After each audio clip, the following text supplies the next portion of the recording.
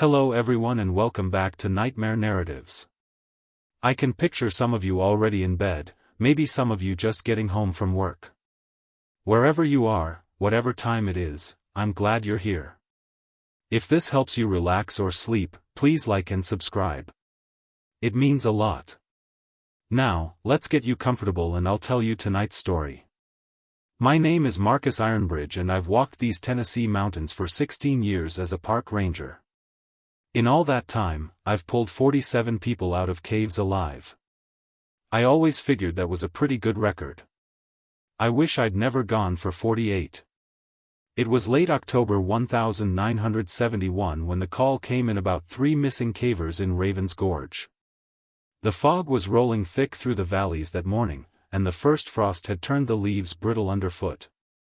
I remember thinking it was perfect weather for staying inside with coffee and paperwork. But 3 expert cavers don't just disappear. Sarah Chen, Mike Rodriguez, and Tommy Walsh had been exploring the deep limestone system for 2 days.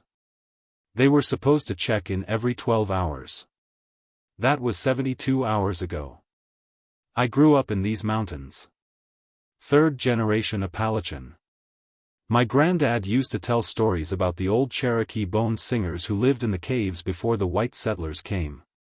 Said they could make music with human bones that would call spirits from the earth. I never believed any of that nonsense. My brother Danny used to laugh at those stories too before he died in a cave-in when I was 20. That's why I became a ranger. That's why I spent 16 years learning every inch of these underground systems. I figured if I knew the caves well enough, I could keep other families from losing what I lost. The Cherokee National Forest stretches for miles. But Raven's Gorge is special. The limestone there goes down over 800 feet with passages that twist and turn like a maze. Some of the chambers are big enough to hold a church. Others are so narrow you have to crawl on your belly for hundreds of yards. The missing cavers had permits for the deep system. These weren't weekend warriors with cheap flashlights. Sarah was a geology professor from the university. Mike had been caving for 20 years. Tommy knew these particular caves better than almost anyone except me. So when my radio crackled to life at 6 a.m. with news they were missing, I knew something was seriously wrong. "Marcus, we need you at Raven's Gorge," said Patricia Hawkins, my partner for the last 8 years. "The rescue team's already on site, but they want you to lead the search." I pulled on my gear and drove the 35 m of winding mountain roads to the gorge. The deeper you go into these mountains, the more the modern world falls away. Cell phone towers can't reach past the radial lines. Radio signals bounce weird off the rock faces. When something goes wrong out here, you're truly on your own. The rescue team was waiting at the main cave entrance when I arrived. 6 volunteers, all experienced cavers, plus Patricia. They'd already been down once, but hadn't found any sign of the missing group past the first big chamber. "Their gear is still at base camp," Patricia told me, pointing to 3 sleeping bags and cooking supplies set up near the cave mouth. "But all their cave equipment is gone. Ropes, lights, everything." I checked my own equipment one more time. Zell headlamp with fresh batteries, 11mm dynamic rope, Sunto compass, VHF radio. The radio probably wouldn't work once we got deep, but procedure was procedure. "Okay," I said to the team, "we go in pairs. 15-minute radio checks. Nobody goes off alone. Patricia, you're with me. We'll take the main passage down to the bone chamber. That's what the locals called the deepest part of the system. Supposedly, it was where the Cherokee used to hold their ceremonies. I'd been down there dozens of times over the years. It was just a big round room with some old rock formations that looked kind of like human bones if you squinted and used your imagination. As we geared up, I noticed the cave mouth seemed unusually quiet. Normally, you could hear water dripping or bats moving around or just the general sounds of a living cave system. Today, there was nothing. The kind of quiet that presses against your eardrums like water. You notice how still everything is? Patricia asked, adjusting her headlamp. Yeah, I said. Probably just the weather. Cold front sometimes affects cave acoustics. But even as I said it, I didn't quite believe it. In 16 years of cave rescue work, I developed pretty good instincts about when something felt wrong. And this felt very wrong. We entered the cave at 8:15 a.m. Our lights cutting through the darkness ahead. The main passage started wide enough for two people to walk side by side, then gradually narrowed as it descended. The limestone walls were smooth and pale, worn by centuries of underground water flow. About 200 feet in, Patricia grabbed my arm. Marcus, she whispered. Do you hear that? I stopped and listened. At first, there was nothing. Then, very faintly, I heard it, too. Humming. Human voices humming in harmony. It was coming from somewhere deep in the cave system, echoing off the walls in a way that made it impossible to tell exactly where it originated. The melody was strange, almost hypnotic. It reminded me of the old Cherokee songs my grandmother used to sing, but sadder somehow. Lonelier. That's got to be them, I said, though something in my gut was telling me it wasn't. Come on. We moved deeper into the cave, following the sound. But as we descended, I noticed other things that didn't make sense. The temperature was all wrong.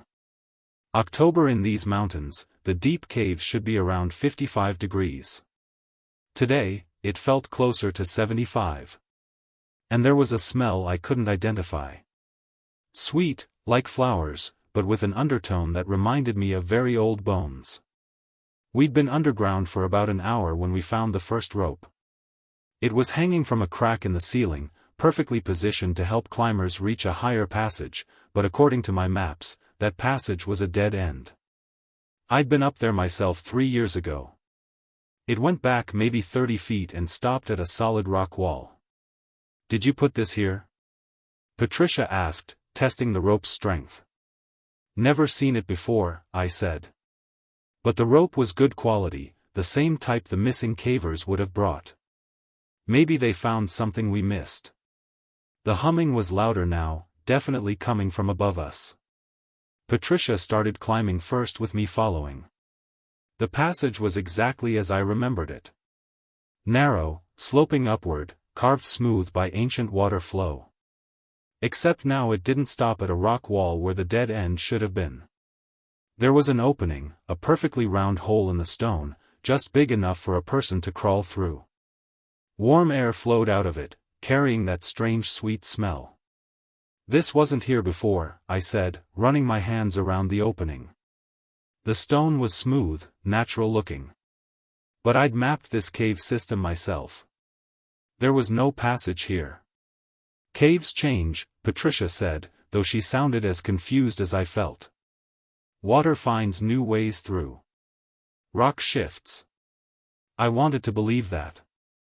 But limestone doesn't just dissolve overnight. Changes like this take centuries, maybe thousands of years. The humming was definitely coming from beyond the opening. We crawled through, our lights revealing another passage that sloped down into darkness. This one felt different from the rest of the cave. Older somehow. The walls had markings carved into them that looked almost like letters, but not in any alphabet I recognized. Cherokee? Patricia asked, pointing at the symbols. Maybe or older. My grandmother had told me stories about people who lived in these mountains before the Cherokee. People who went underground and never came back out. We followed the passage for maybe 100 yards before it opened into a chamber I'd never seen before. It was huge, bigger than any room in the mapped cave system. The ceiling disappeared into darkness above our headlamps.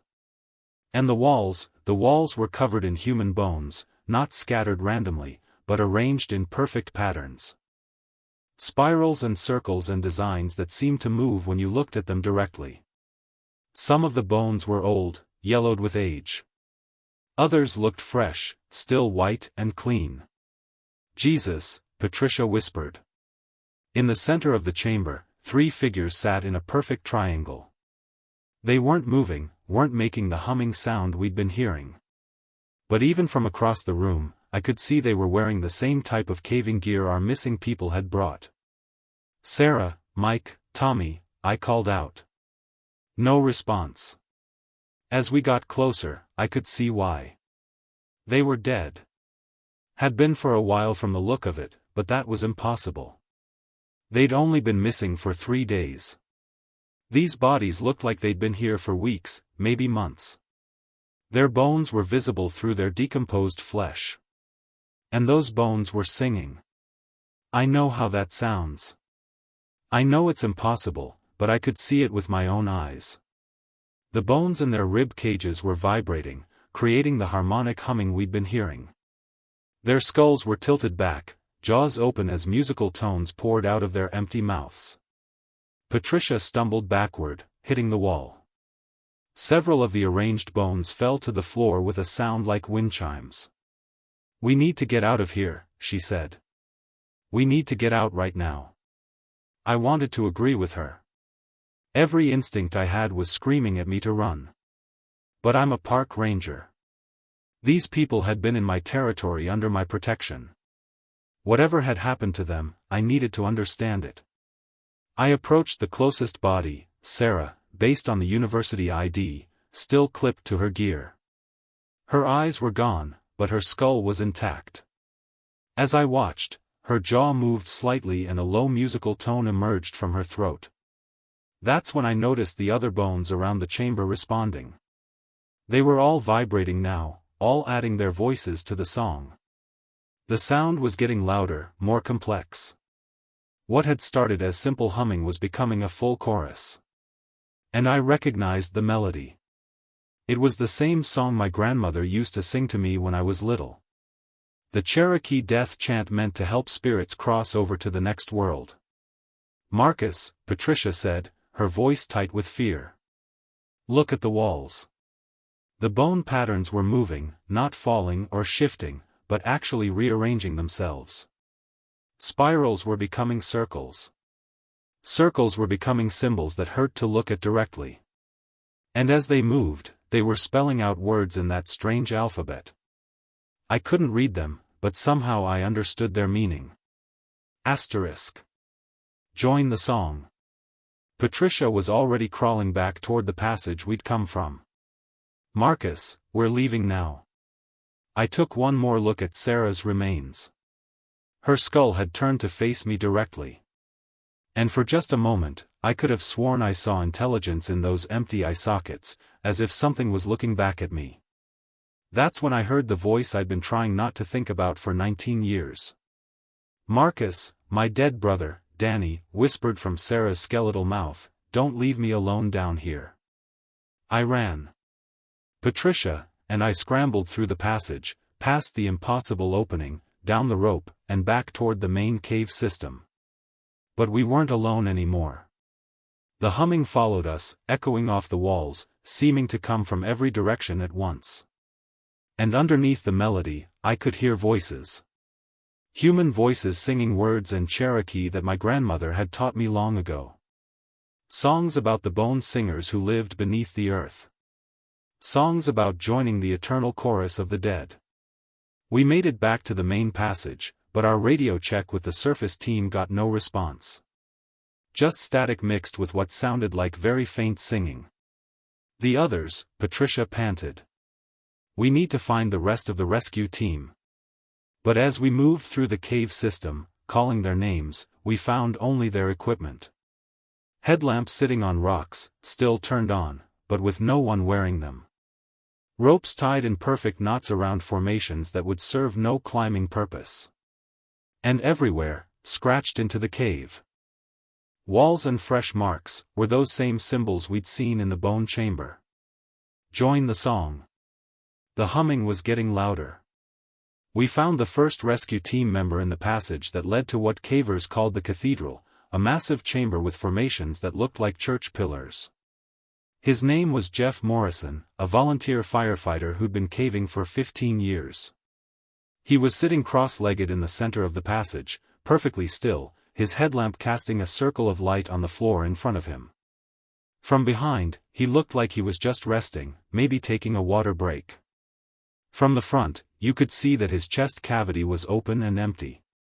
His ribs were gone, not broken or torn out, but cleanly removed, as if by a surgeon.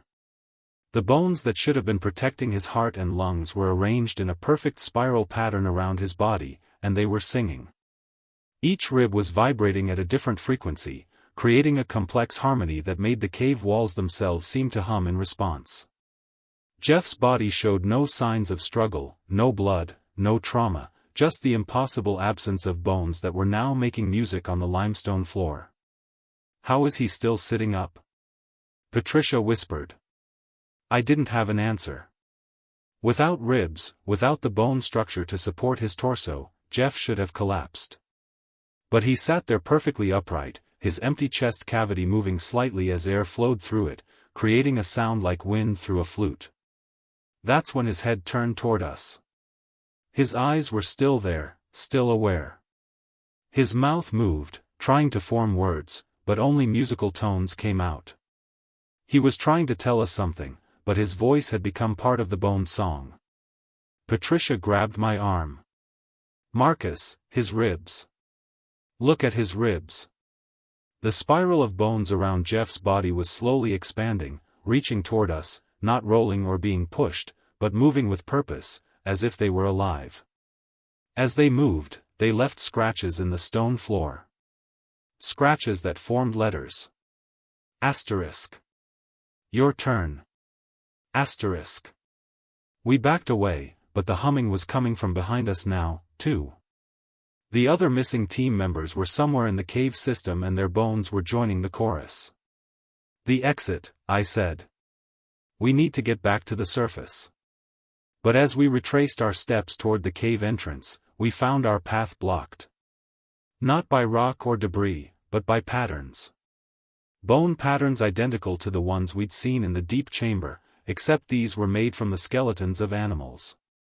Deer, bears, smaller creatures I couldn't identify. All arranged in perfect geometric designs that seemed to shift and flow when we looked at them directly, and all of them singing. The cave system itself was changing. Passages that should have led up toward the entrance now curved down into darkness. The familiar landmarks I'd used for 16 years were gone, replaced by new formations that looked like they'd been there for centuries. "We're lost," Patricia said, though we both knew it was more than that. We weren't lost. We were being hurt dead. Every time we tried to find a way out, we encountered more bone patterns, more singing skeletons. The melody was getting more complex, more beautiful, and more terrible. It was starting to get inside my head, making it hard to think clearly. I could hear my brother Dai's voice more clearly now, not just in the skeletal remains, but echoing through the cave system itself. "Remember the song grandmother taught us?" He was saying about the bone singers who collect musicians for their eternal orchestra. "You always said it was just a story." "Danny's dead," I told Patricia. "My brother died 19 years ago." "I know," she said, but she was looking at me strangely, and I realized I'd been talking to empty air. That's when we found the rest of our rescue team. They were in the cathedral, all 4 of them, arranged in a perfect circle around the central formation. Like Jeff, they were sitting upright with their chest cavities open, their ribs removed, and placed in intricate patterns around their bodies. But these 4 were still alive. Tom Bradley, our youngest volunteer, saw us first. He tried to wave, but his arm movements were jerky, unnatural. When he opened his mouth to speak, only musical tones came out. His larynx had been replaced with something that looked like carved bone. The others were in various stages of the same process. Maria Santos was missing her spine, but somehow still sitting upright, her vertebrae arranged in a line that led to a dark opening in the cave wall I'd never seen before. Rick Palmer's skull had been opened, his brain replaced with a collection of small bones that chimed like bells when he moved his head. Sarah Kim, the most experienced caver on our team, was almost completely transformed. Most of her skeleton was gone, her body held together by something I couldn't understand. But she was still conscious, still aware. When she saw us, tears ran down her cheeks as she tried to mouth words her bone-replaced vocal cords couldn't produce. The patterns around them were moving faster now, becoming more complex. And I realized what I was looking at wasn't random decoration. It was sheet music. The bones were arranged to show rhythm, harmony, tempo. The entire cave system was being turned into a massive musical score with human skeletons as the instruments. "They're still alive," Patricia said. "We can still save them." But even as she said it, we could see it wasn't true. Tom's remaining flesh was slowly dissolving, being replaced by more bone structures.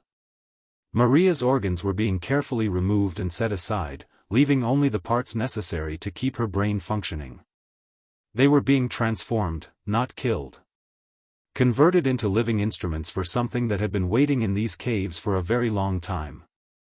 That's when I saw the figures moving in the shadows beyond our lights.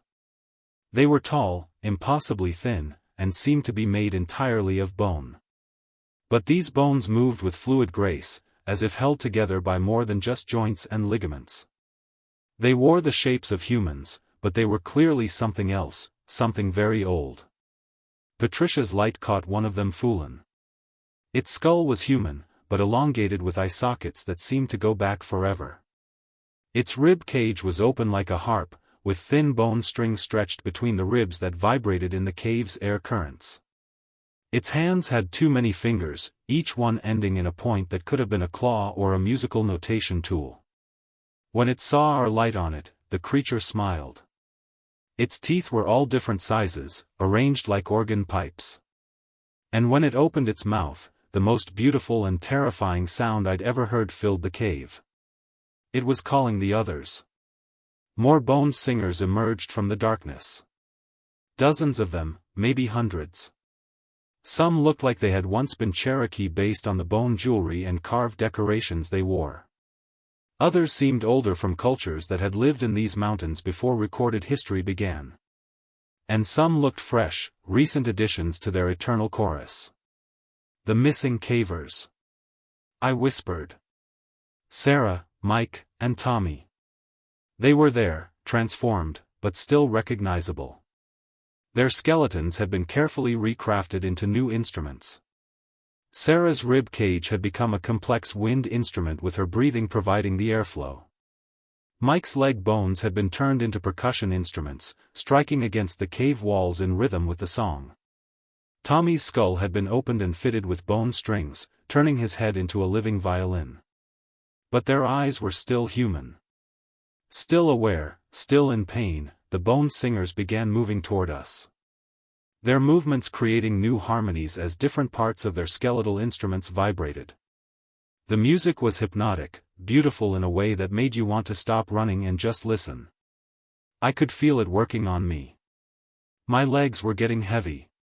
My thoughts were becoming fuzzy. The urge to sit down and join the music was getting stronger. Patricia was affected, too. She'd stopped backing away and was just standing there, swaying slightly to the rhythm of the bone song. Patricia, I said, shaking her shoulder. We need to move. But when she turned to look at me, her eyes were different, glassy, unfocused. She opened her mouth to speak, but what came out was a perfect musical tone that harmonized with the bone singer's chorus. I was alone. The bone singers surrounded me, their music filling the cave, filling my head, promising peace and beauty, and an end to the loneliness I'd carried since Danny died. All I had to do was stop fighting and let them add my bones to their eternal song. I almost gave in. The music was so beautiful, so perfectly harmonized that resisting it felt like fighting against something natural and good. The bone singers moved closer, their skeletal forms swaying in rhythm, and I could see the intricate artistry of their construction. These weren't random monsters. They were craftsmen, artists, musicians who had found a way to make their art eternal. Patricia was already beginning to change. Her skin was becoming translucent, and I could see her ribs starting to separate from her chest, getting ready to be removed and repurposed. She looked peaceful, even happy. "Join us, Marcus," she said, but her voice had that musical quality now, like she was singing instead of speaking. "Danny's waiting for you," and he was. I could see my brother among the bone singers, his skeleton beautiful and terrible. His rib cage opened into a complex harp that sang with each breath of cave air. He looked exactly as I remembered him, but made of bone and music and something that might have been magic. "I've been alone down here for so long," Danny's voice said, though it came from all the bone singers at once. "But now we can be together forever." For a moment, I wanted that more than anything. 19 years of guilt and grief, gone, replaced by eternal music and the company of my brother. Then I remembered my grandmother's voice teaching me and Danny the old Cherokee songs when we were kids. Not just the death chants and the bone singer stories, but the protection songs, too. The ones that were meant to keep spirits at bay. "Grandmother told us more than just stories," I said to Danny Skeleton. "She taught us how to fight back." I started singing quietly at first because I wasn't sure I remembered all the words. It was a song she'd made us learn, but told us never to use unless our lives depended on it. A song that was older than the Cherokee Nation, passed down from the people who lived in these mountains before recorded history began. The bone singers stopped moving, their music faltered, becoming discordant. I sang louder, my voice cracking but gaining strength. The Cherokee words came back to me along with their meaning. It was a song about iron, about the metal that spirits couldn't touch, about staying in the world of the living instead of joining the world of the dead. The bone singers began backing away, their forms becoming less solid, more like wisps of bone-colored smoke. But Danny's skeleton moved forward instead of back. "You can't leave me alone again," he said, and I could hear the desperate loneliness in his voice. "I've been waiting so long for someone to join the song." "I never left you," I said, tears running down my face as I continued singing the protection chant. "I became a ranger because of you. I learned these caves to honor you, but I can't become bones and music. I have to stay alive." The Iron Ranger badge on my chest was getting warm, almost hot. My grandmother had told me that iron disrupted spirit magic, but I'd never really believed her. I pulled the badge off and held it toward Danny's skeleton. Where the metal touched his bones, they became solid and real instead of mystical and flowing. For just a moment, he looked like my brother again instead of an impossible musical instrument. "I understand," he said, his voice normal now instead of singing. "But Marcus, they're not going to let you leave." The other bone singers had recovered from my protection song. They were moving again, closing in from all directions. Their music was angry now, discordant and threatening instead of beautiful and hypnotic. Patricia was almost completely transformed, her skeleton beginning to separate from her flesh. The missing cavers and rescue team members were being absorbed into the walls of the cave, becoming part of the architecture itself. I could sing the protection song, but it only worked for a few minutes at a time. And I was one person with a small iron badge against dozens of ancient spirits who had been collecting musicians for centuries. That's when I realized what my grandmother had really been trying to teach us. The protection song wasn't meant to fight the bone singers. It was meant to give you time to escape. But you couldn't escape by running. You had to disrupt their entire operation. The cave system itself had become their instrument. The walls, the formations, the passages, everything was positioned to create perfect acoustics for their eternal concert. If I could damage that, maybe I could break their power. I looked up at the cathedral's ceiling, where massive stalactites hung like frozen music. If those came down, they'd shatter the carefully arranged acoustics of the chamber. I pulled out my climbing gear and started setting charges. Not real explosives. I didn't carry those, but compressed air cartridges from my emergency kit. If I could position them right and trigger them all at once, the pressure change might be enough to destabilize the rock formations. The bone singers realized what I was doing and began moving faster, their music becoming urgent, desperate. But I was already climbing, using techniques I'd learned in 16 years of cave rescue work. Patricia, still partially transformed, tried to stop me. "Marcus, don't destroy the music," she sang. "It's so beautiful." "I know," I said, because it was beautiful. But beauty that requires death isn't really beautiful at all. I reached the ceiling and began setting my charges around the largest stalactite formations. Below me, the bone singers were climbing the walls with impossible grace, their skeletal forms flowing upward like smoke-given structure. Danny's voice called to me one last time. "If you destroy this place, I'll be alone forever." "No," I said, activating the first charge. "You'll be free to move on." The compressed air exploded outward, sending shock waves through the limestone. Cracks appeared in the ceiling, spreading like spider webs. The perfect acoustics that had taken centuries to develop began to collapse. The bone singers' music became chaotic, losing its harmony as the cave's resonance changed. Their forms started to flicker and fade like radio signals losing reception.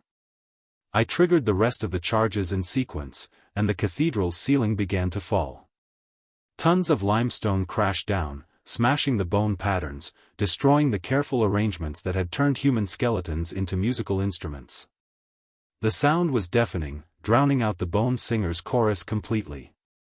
In the dust and chaos, I saw Patricia suddenly solid again, her transformation reversing as the spirits lost their power. The rescue team members were becoming human again, too. Their stolen bones returning to their bodies. But the cave system was collapsing around us. "Everyone move!" I shouted, though I could barely hear my own voice over the sound of falling rock. We ran through passages that were closing behind us, past chambers that were folding in on themselves.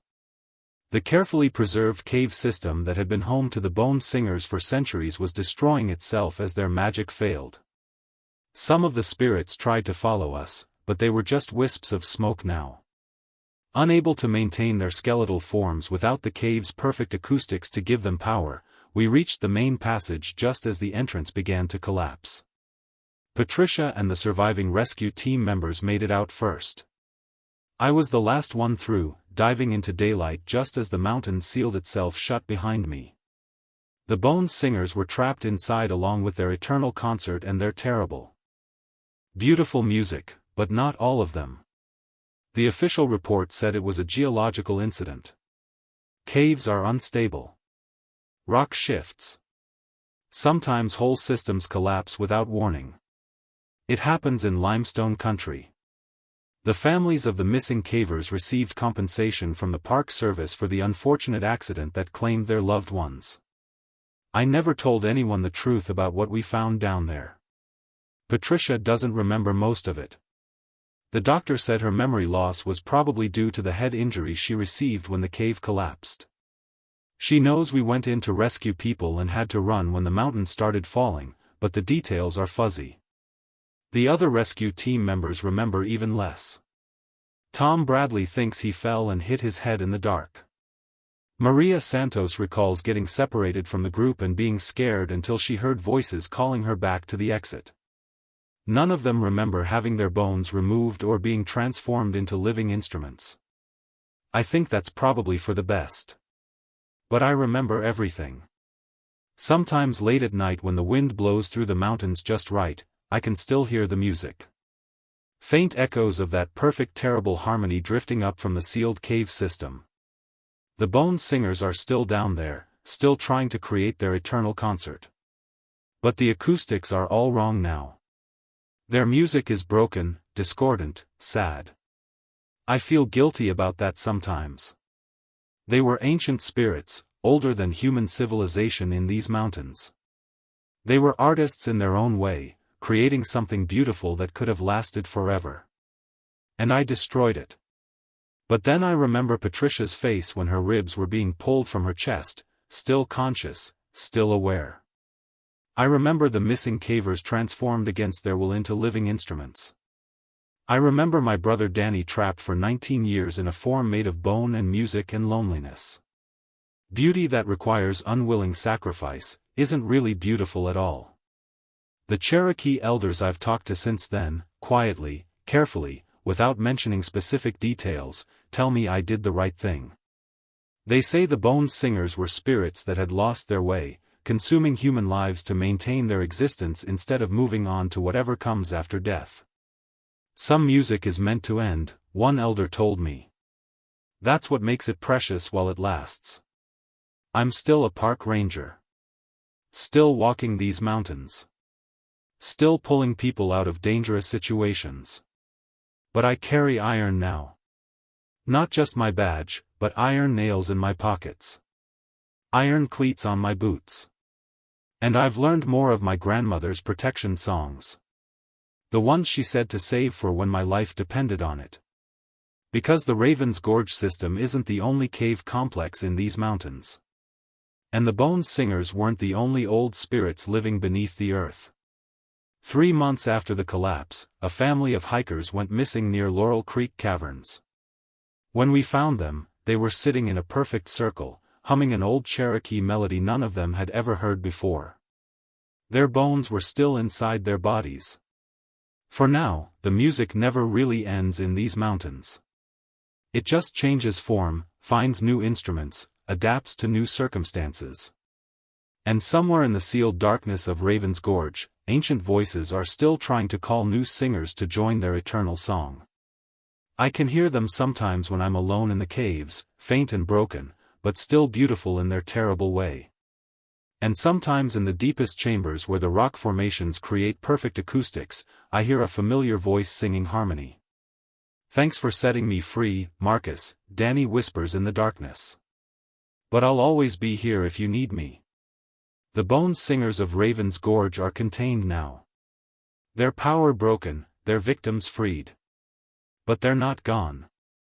They're just waiting, learning, adapting.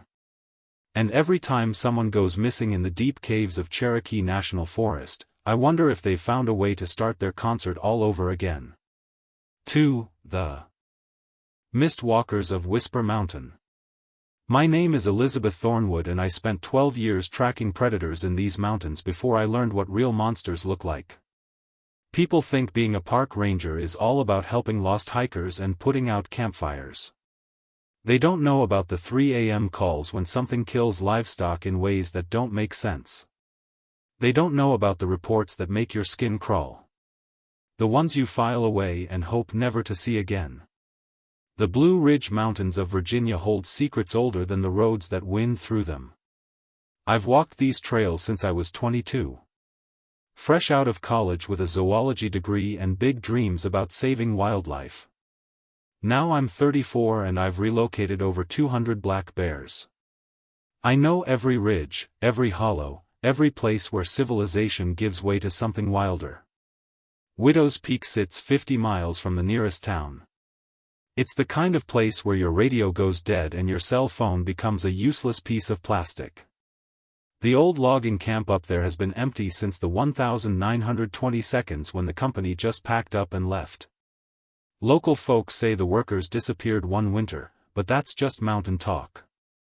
People love their ghost stories around here. The Melundian families who lived in these mountains before anyone else had different stories. They talked about things that wore faces that weren't their own. Shape-shifters, skin walkers, whatever you want to call them. I always figured it was just old superstition mixed with too much moonshine. That changed on January 15, 1984. The call came in just after dawn. 3 hikers had made it down from Widow's Peak in the middle of the night, half frozen and talking crazy. They said they'd seen bears walking on 2 legs, wearing human faces. The dispatcher sounded tired when she called me. "Liz, we got another weird one. Probably just spooked city folks, but you better check it out." I loaded my gear into the truck, tranquilizer gun loaded with Telesol GPS tracking equipment, my .300 Winchester Magnum for emergencies. The weather report called for a blizzard moving in from the west. I had maybe 6 hours before the roads became impossible. The drive up to Widow's Peak takes 2 hours on a good day.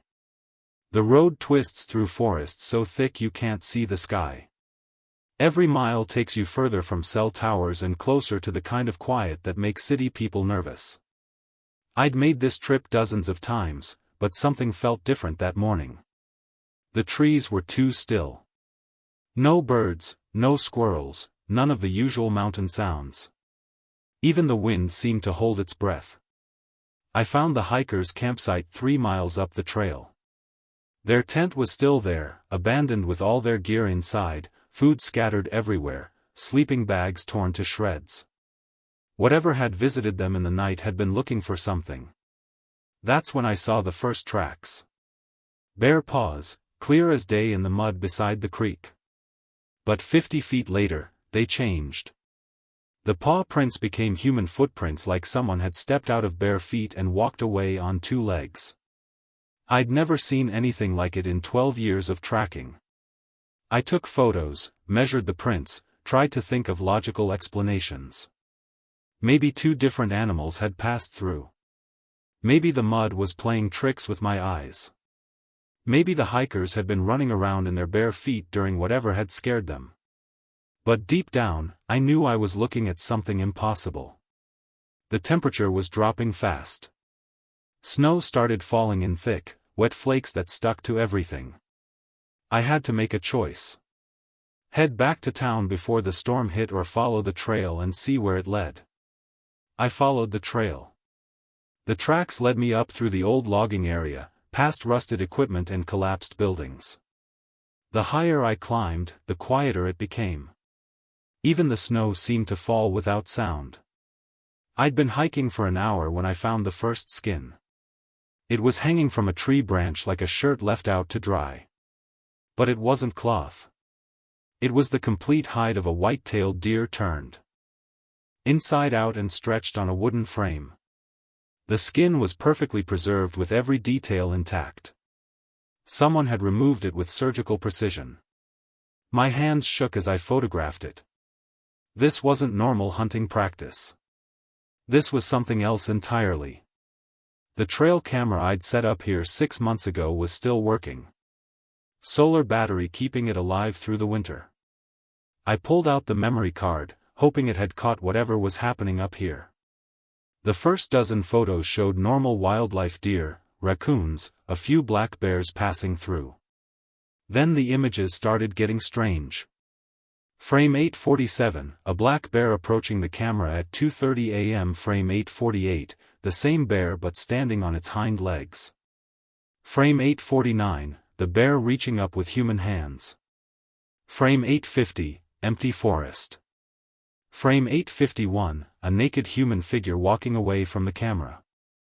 I went through the photos 3 times, checking the timestamps, looking for equipment malfunction.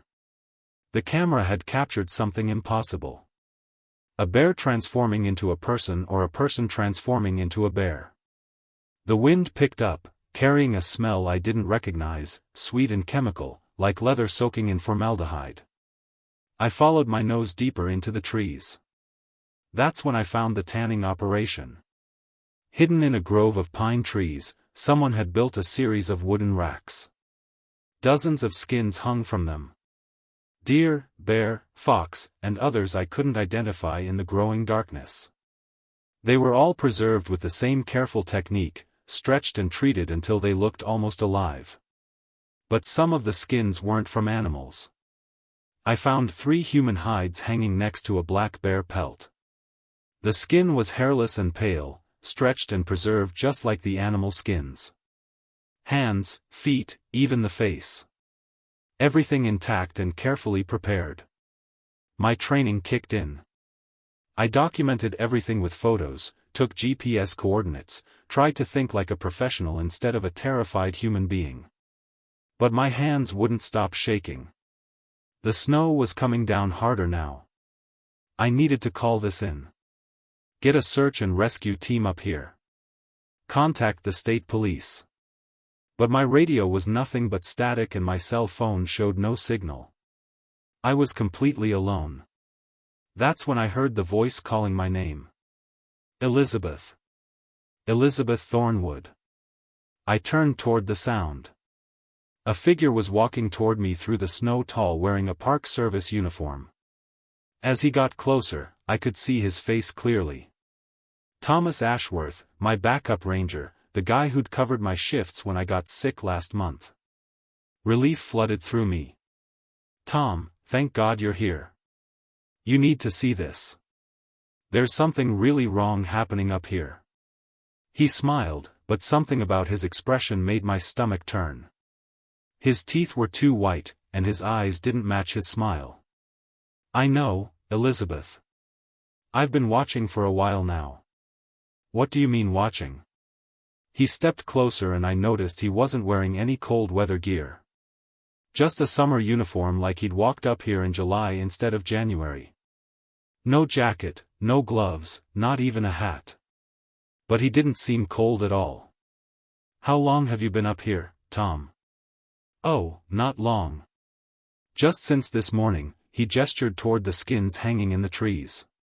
Beautiful work, isn't it?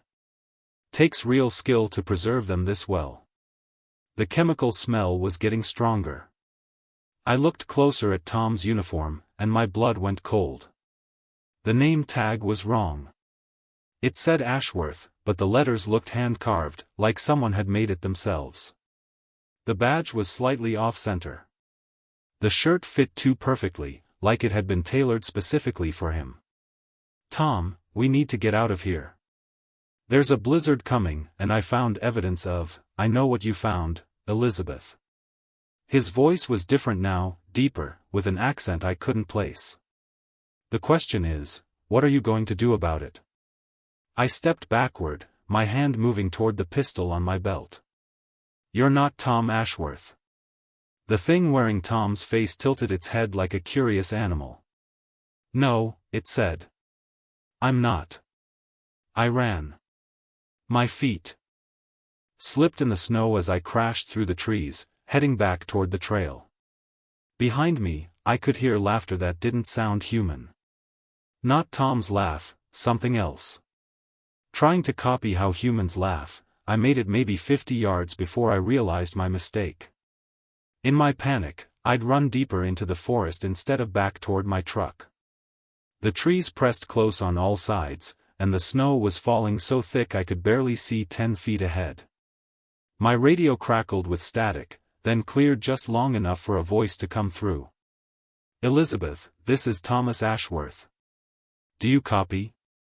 I stopped running. That was Tom's voice, his real voice, not the thing that had been wearing his face. Tom, where are you? I'm at base camp. Got your message about the strange tracks. I'm heading up with backup, but this storm is getting bad. What's your location? I looked around at the darkening forest. I don't know. I'm lost. Tom, there's something up here. Something pretending to be you. Don't trust anyone who says they're a ranger. Static filled the radio for a long moment. Elizabeth, are you feeling all right? You sound confused. Just stay put and we'll find you. Tom, listen to me carefully. What did I bring you for your birthday last year? Silence. Tom, the radio was dead. I tried my cell phone again. Still no signal. The snow was getting deeper and the temperature was dropping fast. I needed shelter and I needed it soon. The old logging camp was somewhere up ahead. If I could find it, I could wait out the storm and figure out what was happening. I followed what looked like an old road, hoping it would lead me to the buildings. The road led to something all right, but it wasn't abandoned. Lights flickered between the trees, oil lamps, and candles casting dancing shadows on the snow. I could hear voices, multiple people talking in low tones. The chemical smell was stronger here, mixed with wood smoke and something else, something that smelled like meat. I crept closer, staying in the trees. The old logging camp had been rebuilt, not restored, rebuilt with materials that didn't match the original construction.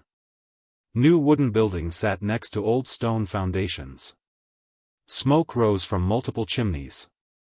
Through the windows, I could see people moving around inside. At least a dozen of them, all wearing different clothes, different faces. But something was wrong with the way they moved.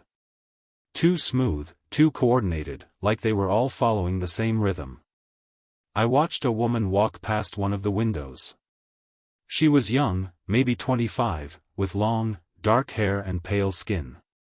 She was carrying something in her hands, a folded bundle of cloth, except it wasn't cloth. It was skin. She shook it out like a bed sheet, and I saw arms, legs, a human torso. She held it up to the light, examining it carefully, then carried it to another room. Through another window, I saw an old man sitting at a table. He had a pile of faces in front of him, actual human faces, preserved like masks. He picked one up and held it against his own face, checking the fit. When he pulled it away, his features had changed completely. I understood then what I was looking at. A family of shape-shifters living in the mountains, collecting human skins to wear as disguises. The missing hikers, the preserved hides, they were building a collection. My phone buzzed. Somehow I had signal. A text message from Tom Ashworth. Found your truck. Where are you? Storm getting worse. I typed back quickly at old logging camp. Multiple suspects, send backup. The reply came immediately. On my way, don't engage. I put the phone away and tried to think. If Tom was really coming, I needed to warn him about what was up here. These things could look like anyone, sound like anyone. How would we tell the difference? That's when I saw myself walk past the window. It was my face, my hair, my uniform. The thing was wearing my skin like a costume, moving around inside the building like it belonged there. I watched myself talk to the old man, saw him hand my face a bundle of fur, a bare skin. I watched my own face smile. As it held up the bare hide, testing the weight of it. Then it walked toward the back door, coming outside, coming to find me. I had two choices. Run into the storm with no shelter and probably freeze to death, or find a way to fight. I checked my weapons, tranquilizer, gun, pistol, and a knife. Nothing that seemed adequate for fighting shape-shifting monsters. But I remembered something from the old Melendon stories my grandmother used to tell. Skinwalkers could be hurt by silver and fire. They were tied to their stolen skins, damaged the skin, and you damaged the creature wearing it. I didn't have silver bullets, but I had something else. I pulled out my emergency flare gun loaded with a magnesium round that burned at 3,000 degrees. If I could hit one of these things while it was wearing a stolen skin, maybe I could hurt it enough to escape. The back door of the main building opened and my own face looked out into the snow. Elizabeth, it called in my voice. Elizabeth, are you out there? It's me. It's you. We've been looking for you. The thing wearing my skin stepped out into the snow. In the lamplight, I could see it wasn't perfect. The face was a little too tight. The movement slightly off, like someone wearing a mask that didn't quite fit. Come inside, Elizabeth. It's warm in here. We have food and dry clothes. You must be so cold. I raised the flare gun, aimed at the center of its chest, and pulled the trigger. The magnesium round hit my stolen face dead center, and exploded in white fire. The creature screamed a sound like animals in pain mixed with human voices crying out. It clawed at its chest as the fake skin burned away, revealing something underneath that hurt to look at. The scream brought others running out of the buildings. More faces. I recognized Tom Ashworth, the missing hikers, people from town I'd seen but never met, all wearing stolen skins, all moving toward me with inhuman speed. I ran toward the deepest part of the forest as the whole camp erupted in angry voices behind me. The chase lasted 3 hours. They followed me through the snow, calling out in familiar voices, trying to trick me into stopping. I heard my mother calling my name, my ex-husband apologizing for things that happened years ago. My dead father telling me to come home, but I kept running. The storm was getting worse. The wind screamed through the trees and the snow was piling up knee-deep. I was leaving an easy trail to follow, but I had no choice. If I stopped moving, I'd freeze to death before they caught me. I found shelter in a shallow cave about a mile from the camp. It wasn't much, just a depression in the rock face, but it got me out of the wind. I huddled there with my remaining gear, trying to think of a plan. My phone buzzed again. Another text from Tom. Can see your tracks. Following now. Stay where you are. I wanted to believe it was really him, but I couldn't take the chance. Instead, I sent back, prove you're really Tom. What did we talk about during your divorce?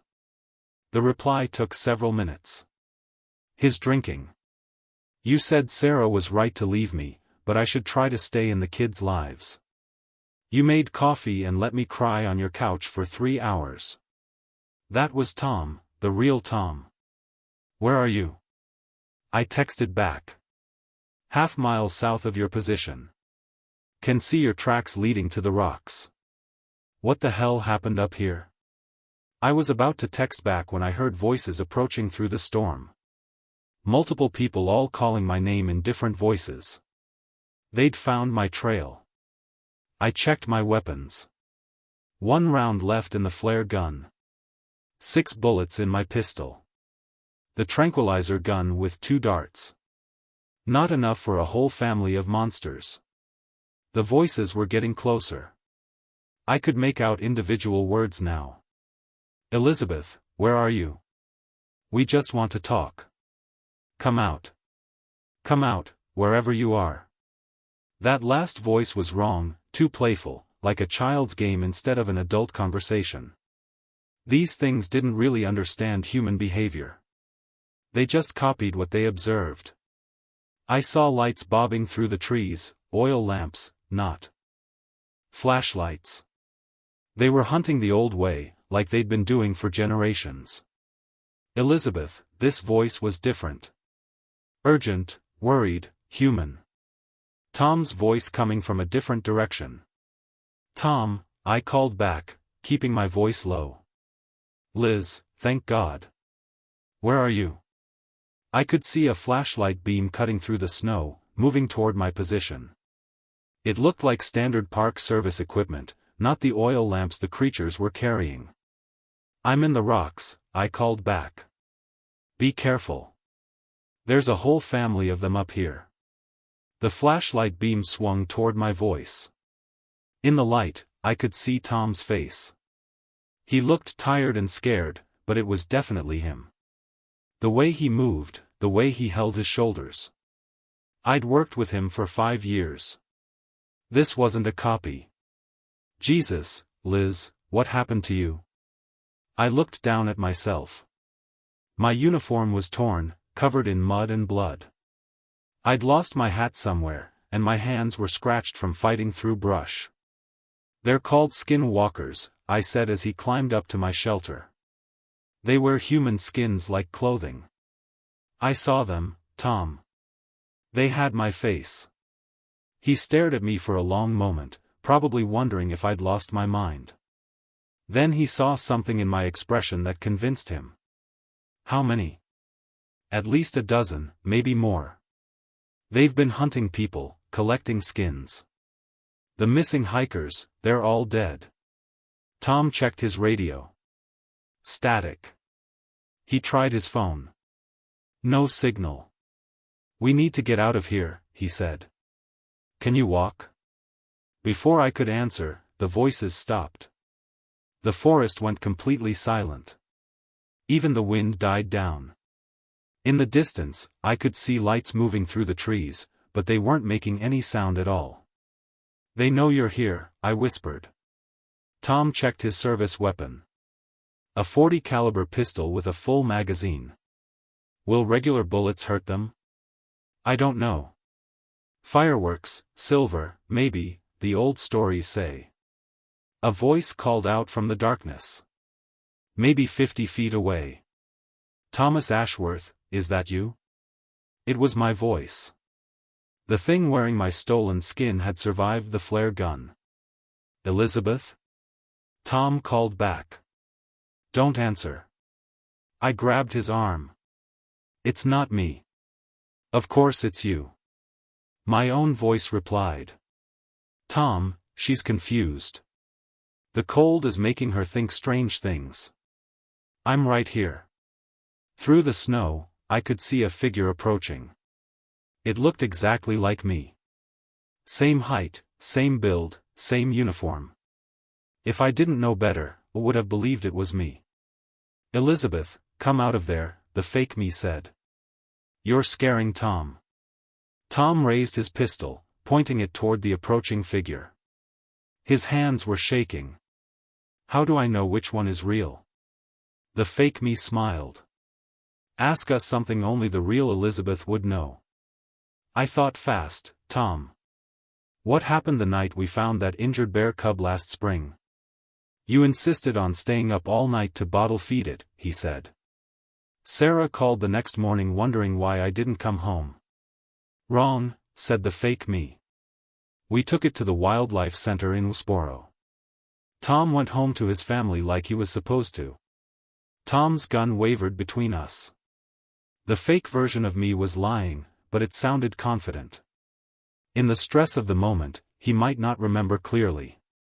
"Tom," I said quietly, "look at its feet." He glanced down. The fake Elizabeth was standing in the snow wearing summer boots, the same uniform boots I'd had on when these things first saw me. But I was wearing winter hiking boots now, the ones I'd changed into before hiking up here. "The real Elizabeth would have changed her footwear for the snow," I said. Tom nodded and aimed his pistol at the imposter. The thing wearing my face stopped smiling. When it spoke again, its voice was different, older, with that strange accent I couldn't place. "You cannot stop us, young ones. We have walked these mountains since before your people came. We will walk them long after you are gone." "Like hell," Tom said and pulled the trigger. The bullet hit the fake Elizabeth in the chest.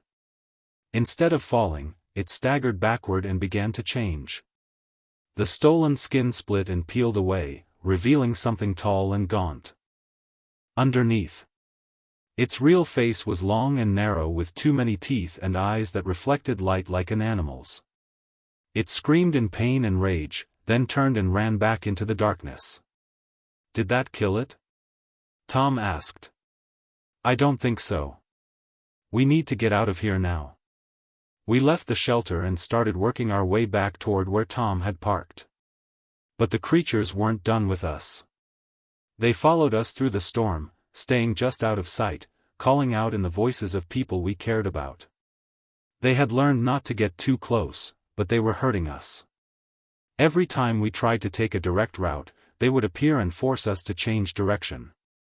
Slowly, they were driving us back toward their camp. "They're playing with us," I realized. "Then let's stop playing." Tom pulled out his emergency flare and struck it. The red flame hissed to life, casting wild shadows through the snow. "You want to hunt us?" he shouted into the darkness. "Come and get us." The creatures rushed us then, coming from all sides. I counted at least 8 of them, all wearing different stolen faces. Tom threw his flare at the closest one, and it burst into flames, screaming and rolling in the snow. I emptied my tranquilizer gun into another one. The dart didn't kill it, but the chemicals made it stagger and fall. Tom was shooting with his pistol, trying to keep them back while I reloaded, but there were too many of them. Just when I thought we were finished, I heard the sound of engines in the distance. Snowmobiles coming up the mountain fast. "Back up," I shouted over the wind. "State police," Tom replied. "I called them before I came up here." The skinwalkers heard the engines, too. They melted back into the forest, vanishing like smoke. Within minutes, we were alone in the snow with nothing but our own blood and the smell of burning flesh to prove what had happened. The state police found us an hour later, half frozen and barely conscious. We spent 3 days in the hospital being treated for exposure and shock. The official report listed the incident as a wildlife encounter. Rabid animals probably. The logging camp was empty when the search teams got there. Just old buildings and no sign of habitation. The preserved skins I'd photographed had vanished. Even my trail camera photos were gone. The memory card corrupted. Tom backed up my story, but without evidence, there wasn't much anyone could do. The area around Widow's Peak was quietly closed to hikers during winter months. Safety concerns due to extreme weather conditions. I went back to work after a month of mandatory leave. Tom transferred to a different district, said he needed a change of scenery. I don't blame him, but I know they're still up there. Last winter, 3 more hikers went missing in the same area. The search teams found their equipment, but never found them. The report blamed an early blizzard and difficult terrain. I've started keeping silver bullets in my service weapon. Call it superstition if you want, but I've learned to trust the old stories. The Melundian families knew something. We forgot some things in these mountains are older and stranger than we want to believe. I still work the Blue Ridge Parkway, still answer calls about problem wildlife, but I'm more careful now about who I trust. Sometimes I'll be talking to a fellow ranger or a local resident, and something will feel wrong about their voice, their movements, the way they wear their own skin. When that happens, I ask questions only the real person would know. And I keep my hand close to my weapon because somewhere up on Widow's Peak, in buildings that appear and disappear like mountain mist, a family of creatures continues their ancient trade. They collect faces and voices, learning to walk among us undetected. They've been doing it for generations, and they're getting better at it. I know because last month I saw myself buying groceries in town. Same face, same voice, same mannerisms. The clerk didn't notice anything strange, rang up the purchase with a smile, and wished me a good day. But I was at home that day, 50 miles away, filing reports. They're not just hiding in the mountains anymore. They're walking among us, wearing our faces, living our lives. The skin trade is expanding, and I don't know how to stop it. I just know that sometimes late at night, I get text messages from Tom Ashworth. He asks how I'm doing, if I remember what happened up there, if I ever think about going back. But Tom Ashworth moved to Oregon 6 months ago and changed his phone number. Whoever is texting me, they want me to know they're still watching, still learning, still collecting. And someday soon, they'll have enough faces to walk freely in our world, perfect copies of people we trust. By then, it will be too late to tell the difference between the hunters and the hunted. The skin trade of Widow's Peak continues and business is good. My name is Samuel Cridge and I've been a park ranger for 18 years. Most of that time has been spent here in Daniel Boone National Forest managing the old coal mining sites scattered throughout these Kentucky hills. People think it's boring work. Checking fences, updating historical markers, making sure nobody falls down an old mine shaft. They're mostly right. Until last October, the strangest thing I'd encountered was a family of raccoons that had made their home in an abandoned mining office. I should probably mention that my daddy was a coal miner. Died when I was 12 in a collapse over in Harland County. Maybe that's why I ended up taking care of these old sites. Felt like I owed something to the miners who worked here died here. My mother always said I was trying to make peace with ghosts, but I never believed in that kind of thing. The Black Damp Hollow site sits about 15 miles from the nearest paved road deep in a valley that seems to catch fog like a bull catches water.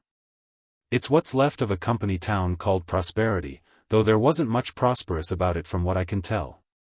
The mine operated from 1889 to 1894, then shut down after what the records call geological instability. That's a fancy way of saying the mountain tried to swallow the whole operation. The town itself is mostly foundations now. 12 people still live there, mostly elderly folks whose families never left after the mine closed. There's Martha Crowley, who runs a tiny general store that's more museum than business, and her brother Tom, who knows more about local mining history than anyone has a right to. The rest keep to themselves. What makes Black Damp Hollow different from my other sites is the mine itself. Most old coal mines around here are sealed with concrete or steel barriers. This one still has the original timber supports blocking the main entrance, though they've been reinforced over the years. The shaft goes down about 200 feet, then branches into a network of tunnels that follow the coal seam. According to the old maps, there are at least 6 different levels, all connected by a central shaft. On October 15, I got a call from the Forest Service dispatch. 3 spelunkers had reported hearing voices calling for help from inside the sealed mine. They'd been camping near the entrance the night before and heard what sounded like men shouting for rescue. The voices came from deep inside the mountain, they said. When they tried to get closer to help, they couldn't find any way past the timber barriers. I drove out there that afternoon, figuring I'd find evidence of kids playing pranks or maybe somebody's radio picking up CB chatter from truckers on the Interstate 20m away. The mountain has a way of carrying sounds in strange directions. The mine entrance sits at the bottom of a steep hollow, surrounded by oak trees that were already losing their leaves. The old timber barriers looked solid. 12x12 posts set deep in concrete with steel mesh filling the gaps.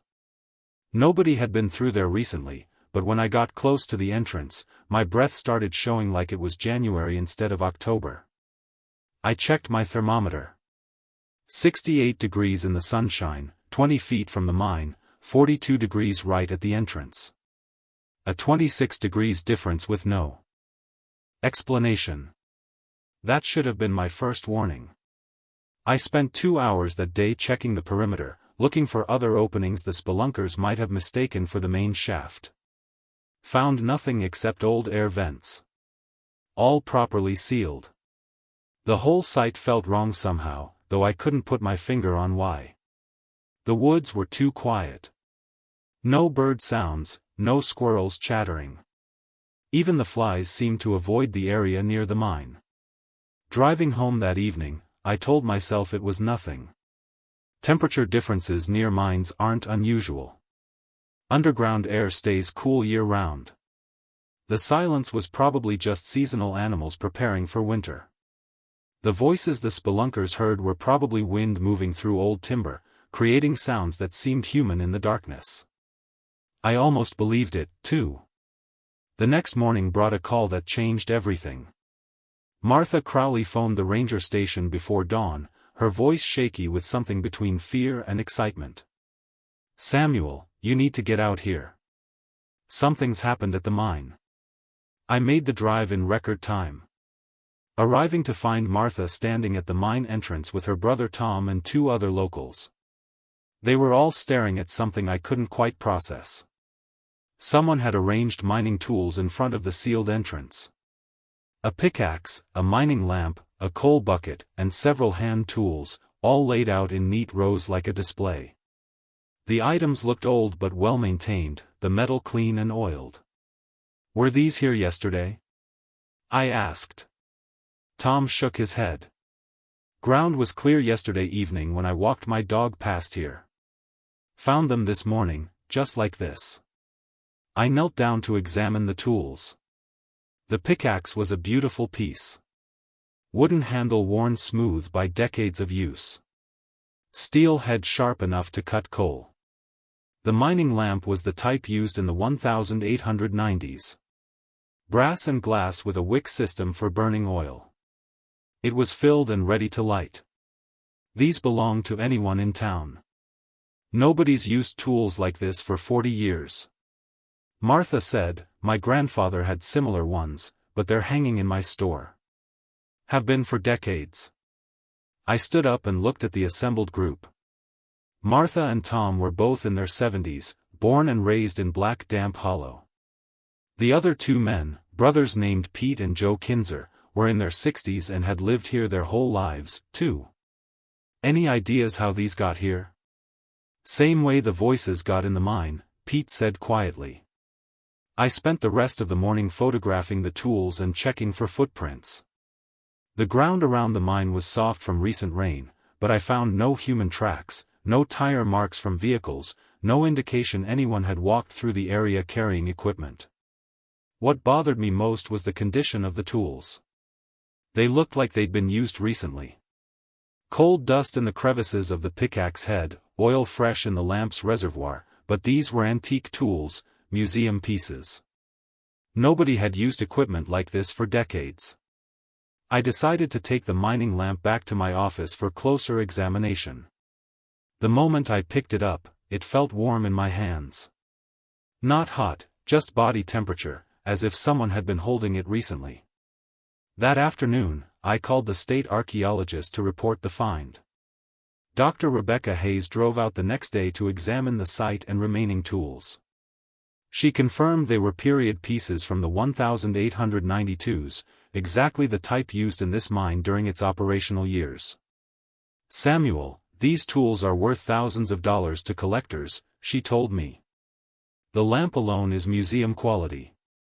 Nobody just leaves items like this sitting outside. Could they have been buried here? Maybe exposed by rain. The brass would be green with corrosion after a century underground. This lamp looks like it was polished yesterday." Dr. Hayes took detailed photographs and measurements, then loaded the tools into her truck. As we worked, neither of us mentioned the temperature drop near the mine entrance. Neither of us talked about how our voices seemed muffled when we got within 10 feet of the timber barriers, but I could see in her eyes that she felt it, too. The wrongness that hung over this place like morning fog. That night, I took the mining lamp home with me. I set it on my kitchen table while I made dinner and tried to think through logical explanations for what was happening. Someone was playing an elaborate prank. Kids from town had found a cache of old tools and decided to mess with the ranger. Maybe there was a historical reenactment group in the area. Around 11 o'clock, as I was getting ready for bed, the lamp started glowing.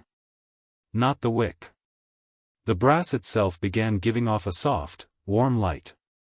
I watched it from across the room, my heart hammering against my ribs. The glow pulsed gently like breathing. After about 5 minutes, it faded back to normal. I should have called someone. Should have reported it to my supervisor or Dr. Hayes or even Martha Crowley. Instead, I sat at my kitchen table until dawn, watching an antique mining lamp that glowed without fire and remembering stories my father used to tell about miners who never made it out of their last shift. The next morning, I drove back to Black Damp Hollow with the lamp in my passenger seat. I had to know what was happening at that mine.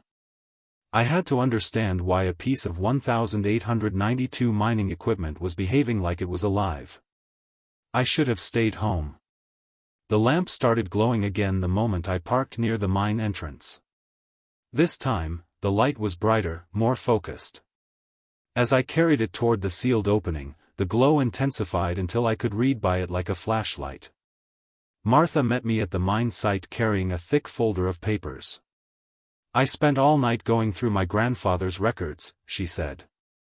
"Found something you need to see." She opened the folder and pulled out a yellowed newspaper clipping from 1894.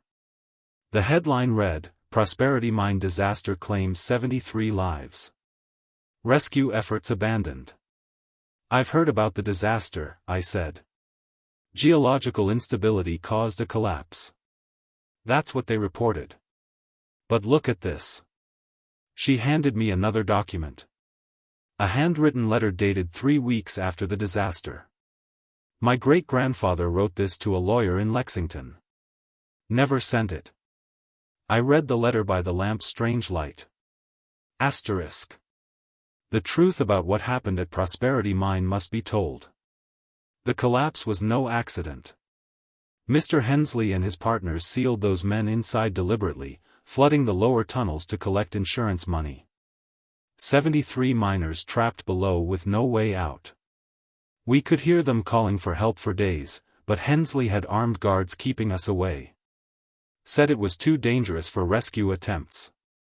By the time we convinced the sheriff to investigate, the voices had stopped. Company claimed the men died in the original collapse, but we know better.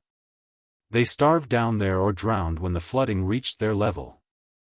Asterisk. My hand started shaking as I read.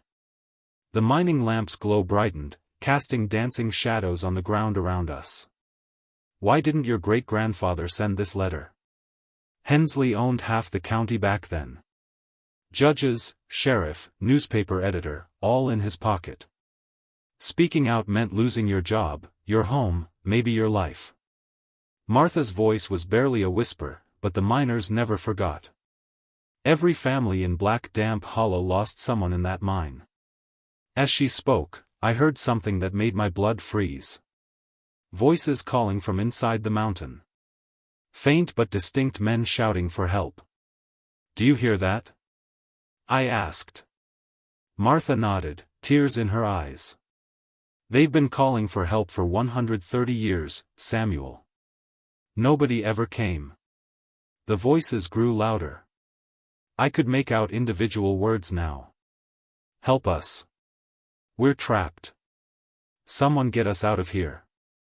They came from deep inside the mine, echoing up through 200 feet of rock and timber.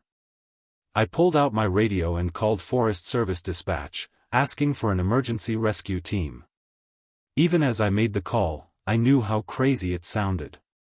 Requesting rescue for men who had died before my grandfather was born. While we waited for the rescue team, the voices continued.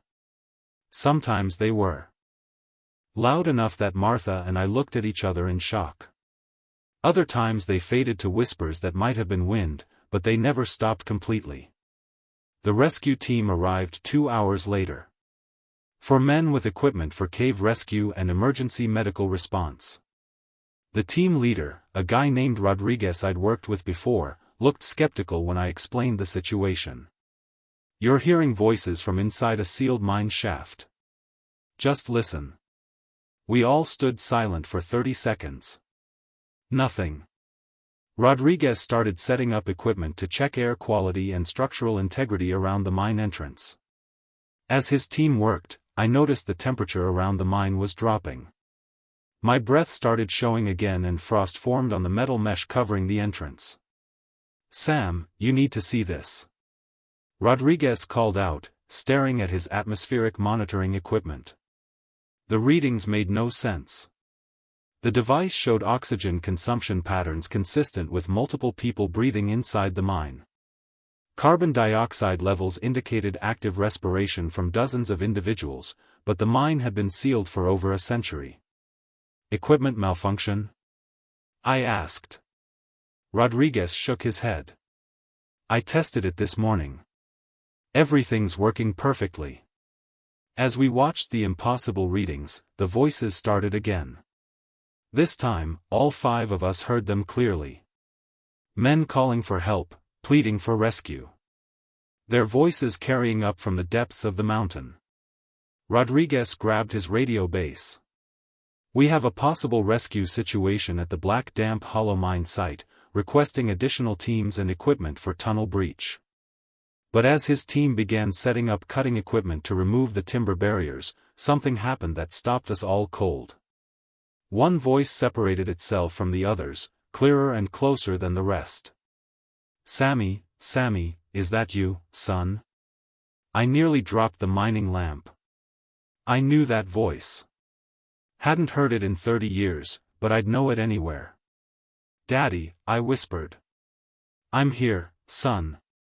We're all here. Been waiting so long for someone to come help us." Rodriguez and his team were staring at me like I'd lost my mind. But Martha stepped closer and put her hand on my shoulder. "Your father died in a mine collapse," she said quietly. "Harland County, 30 years ago. But that's impossible. He's not. He can't be down here with us, Sammy." My father's voice called from the sealed mine. "Come help us get out. We've been trapped so long." The mining lamp in my hands blazed with light so bright it hurt to look at. The frost on the mine entrance spread, covering the timber barriers in a sheet of ice. And from deep inside the mountain, 73 voices began calling my name. Rodriguez ordered his team to cut through the timber barriers. Whatever was happening here was beyond normal rescue protocols. But we couldn't ignore clear calls for help. Even if those calls defied everything we understood about reality. The cutting torch had barely touched the first timber when the mountain shook. Not an earthquake. Something moving inside the mine itself, like a giant taking a breath. The voices stopped abruptly, leaving a silence so complete it hurt my ears. Then the mining lamp in my hands went out. "Everyone back away from the entrance," Rodriguez ordered. But it was too late. The timber barriers exploded outward in a shower of splinters and ice. A wall of freezing air rushed from the mine opening, carrying with it the smell of coal dust, methane, and something else. The wet, sweet odor of decay. Through the gaping mine entrance came light. Not electric light or sunlight, but the warm glow of dozens of mining lamps bobbing and weaving as if carried by walking men. The lamps moved in formation up the main shaft, getting closer with each passing second. "What the hell?" Rodriguez started to say, then stopped as the first miner emerged from the darkness.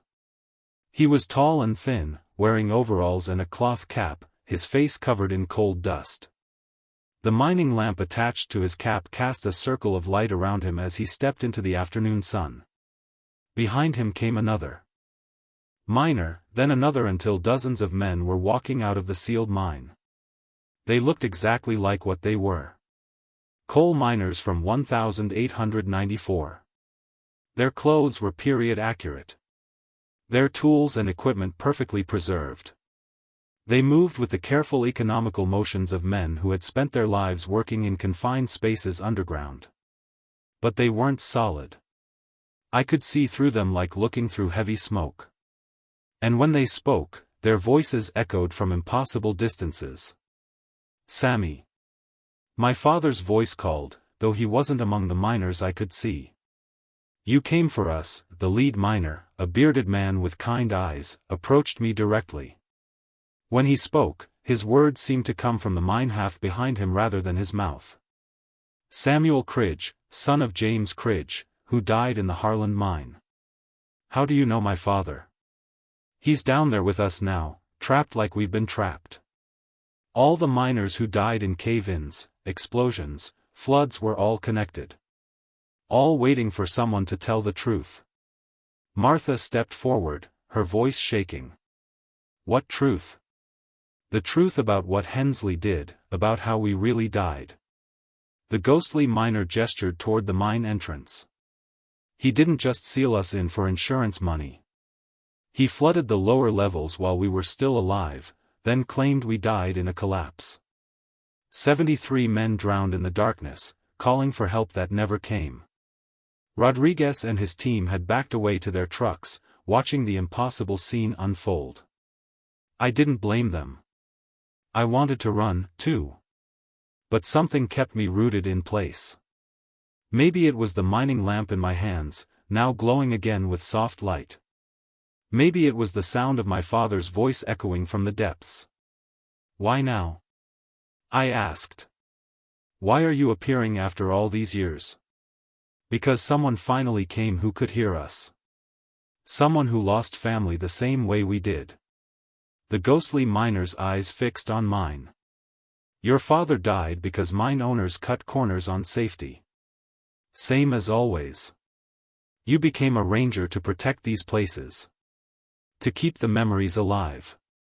You're the one who can help us find peace." "How?" "Tell the truth. All of it. Make sure people know we didn't die in an accident. We were murdered for money." As he spoke, more miners emerged from the shaft. I could see through them, but they were undeniably real.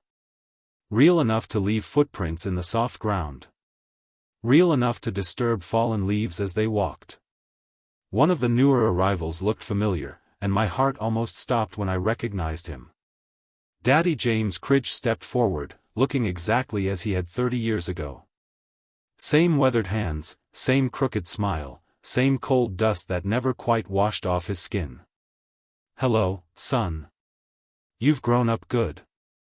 I reached toward him instinctively, but my hand passed through empty air. He was there, but not there. Real, but not real. "I don't understand. You died in Harland County. Death doesn't change what we are, Sammy. Miners look out for each other in life and after. These men have been trapped here for over a century. I came to help them find their way home. The ghostly miners began moving toward the town, their lamps creating a procession of lights through the trees. They walked slowly, deliberately, like men heading home after a long shift. "Where are they going?" "To show you where the evidence is buried," my father said. Hensley hid documents that prove what really happened. Letters, financial records, witness statements. "If you can find them and make them public, we can finally rest." The procession stopped at the foundation of an old building near the center of town. The lead miner pointed to a specific spot, then looked back at me under the company store. "Hensley buried the truth, but the truth doesn't stay buried forever." As I watched, the ghostly miners began to fade. Their lamps dimmed, their forms became more transparent until only their voices remained. "Tell our story, Samuel Cridge. Tell the world how we really died." And then they were gone, leaving only the smell of coal dust and the echo of mining lamps in the darkness. It took 3 days to convince the State Historical Society to authorize an excavation beneath the old company store foundation. Dr. Hayes returned with a full archaeological team drawn by my description of period mining tools and Martha's family documents. Rodriguez never filed an official report about what he witnessed. His team members agreed to describe the incident as equipment malfunction during atmospheric testing. But Rodriguez pulled me aside before leaving and said something I'll never forget. "I've been doing rescue work for 15 years. Whatever those men needed, they got it. I hope they're at peace now." The excavation team found exactly what the ghostly miners had promised. Buried in a leadline box beneath the company store foundation were dozens of documents. Insurance policies taken out on miners' lives just weeks before the disaster. Correspondence between Hensley and his business partners discussing controlled flooding and witness statements from townspeople who heard the trapped miners calling for help for days after the supposed collapse. The most damning evidence was Hensley's own handwritten confession, apparently prepared for a lawyer, but never delivered. In it, he admitted to deliberately flooding the lower mine levels to collect insurance money, knowing full well that miners were still alive below. He described hearing their voices echoing up from the flooded tunnels and posting guards to prevent rescue attempts. The confession ended with a single line, "God forgive me, but the money was worth more than their lives." Dr. Hayes called it the most significant archaeological discovery in Kentucky mining history. The documents were donated to the state archives, and the story of the Black Damp Hollow massacre was finally told in full. A memorial was erected at the mine site, listing all 73 victims by name. Martha Crowley provided most of the names from her family's records. Stories passed down through generations of survivors. I continued working as a ranger at Black Damp Hollow, but the place was different now. The oppressive silence was gone, replaced by normal forest sounds. The temperature around the mine entrance stabilized. Wildlife returned to the area around the memorial, and I never heard the voices again. But sometimes when I'm doing maintenance work around the memorial, I find small things that shouldn't be there. A pickaxe left leaning against a tree. Cold dust scattered on the memorial stone in patterns that look like signatures. Fresh flowers that nobody in town will claim to have left. I think the miners are still here, but peacefully now. No longer trapped. No longer calling for help, just watching over the place where they lived and died, making sure their story is never forgotten again. The mining lamp sits on my office desk now, no longer glowing with supernatural light. It's just an antique tool, a piece of history. But every once in a while, usually on quiet autumn evenings, when the fog settles heavy in the hollow, I catch a faint reflection in its brass surface. The image of men walking home after their final shift, their work finally done. People ask me sometimes if I really believe in ghosts. I tell them I believe in justice, in truth, and in the bonds that connect working people across time and death. Whether you call that supernatural or just human nature doesn't much matter to me. What matters is that 73 murdered men finally got to tell their story. And somewhere in the darkness beyond death, a son got to see his father one last time. The mountain is quiet now, but it's a good quiet. The kind that comes after a long carried burden has finally been set down. My name is Rebecca Silverbrook and I've been a park ranger in the Great Smoky Mountains for 14 years. In all that time, I've helped find 89 missing children. I know the mountains like my own backyard and I know how to bring kids home safe. But what happened at Blind Creek in the summer of 1962 changed everything I thought I knew about these mountains. I used to be a social worker before I became a ranger. Saw too many kids hurt by the world, so I figured protecting them in the wilderness would be easier. The mountains don't lie or cheat or break promises. They just are what they are. Blind Creek sits in a deep valley about 25 miles from any paved road. You can only get there on foot, following an old Cherokee trail that winds through pine forests so thick the sun barely touches the ground. The creek got its name because it deadens into a wall of limestone cliffs. Water just disappears into cracks in the rock. Local Cherokee folks have stories about that valley. They call it the home of the Mooney people, pale beings who lived underground before humans came to the mountains. Joseph Walking Stick, who helps us with cultural stuff, told me those stories were just old myths, ways to explain things people didn't understand back then. I believed him. I should have listened closer. The trouble started on June 21st, the longest day of the year. 3 families were camping near the creek as part of our Junior Ranger program. Good families. The Hendersons from Nashville, the Pratts from Knoxville, and the Williams from Chattanooga. They'd been coming to our programs for years. That morning was strange from the start. Usually the valley buzzes with life. Birds singing, insects humming, squirrels chattering in the trees. But when I hiked down to check on the campsite, everything was dead quiet. Not peaceful quiet, wrong quiet. Like the whole valley was holding its breath. The air felt thick and hot. Even though we were in deep shade, no breeze at all, which was weird for that elevation. My skin kept prickling like someone was watching me, but every time I turned around, nothing was there. The families seemed fine when I got to their camp. Kids were excited about the day's activities. Sea creek exploration, rock hunting, learning to identify animal tracks, normal stuff. But I noticed their parents looked tired, like they hadn't slept well. Strangest thing Tom Henderson told me while his wife packed lunch. Kids kept talking in their sleep last night. All 3 of them couldn't make out the words, but it sounded like they were having the same conversation. I figured it was just excitement. Kids do weird stuff when they're camping. Around noon, I led the 3 children, Amy Henderson, 8 years old, Marcus Pratt, 10, and little Sarah Williams, just 6, down to the creek to look for fossils. The water was lower than I'd ever seen it, probably because of the hot, dry summer we'd been having. That's when we found the stones. Where the water had dropped. You could see perfectly round stones arranged in circles on the creek bed. Not natural formations, these were placed by hand. Each circle was about 6 feet across, and they were all connected by lines of smaller stones, like some kind of pattern or message. Who made these? Amy asked, kneeling down to touch one of the stones. Probably just rocks that got washed around, I said. But I didn't believe it. The pattern was too perfect, too deliberate. Marcus waded deeper into the creek, following the stone lines. There's more over here. Look, Miss Rebecca.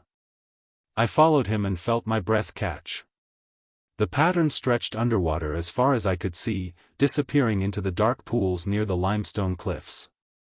Hundreds of stones, all arranged with impossible precision. And they were warm, not sun-warmed. These stones felt like they had heat coming from inside them. Can we collect some? Sarah asked, reaching for a smooth white stone that seemed to glow in the dark water. Don't touch them, I said quickly, though I couldn't explain why. Something about those stones made my skin crawl. We spent the afternoon looking for regular fossils upstream, but my mind kept going back to those patterns. Who could have made them? When and why did they feel so important? like they were trying to tell me something. As evening came, the wrongness in the valley got stronger. The silence pressed down like a heavy blanket. Even the creek seemed to flow more quietly than usual. The families gathered around their campfire, but the flames flickered. Strangely, casting shadows that moved the wrong way. I radioed back to headquarters to report everything normal, but my voice sounded hollow in the dead air. That night, I camped nearby in my ranger station. Really, just a small cabin with a radio and basic supplies. I should have slept fine. I was tired enough, but something kept me awake.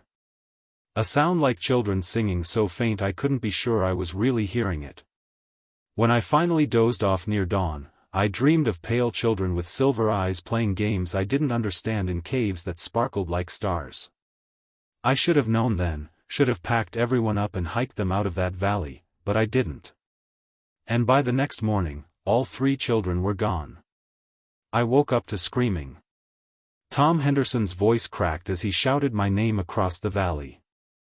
I grabbed my radio and flashlight and ran barefoot from my cabin to their campsite, my heart pounding harder with each step. All 3 parents stood around the cold remains of their campfire, still in their pajamas.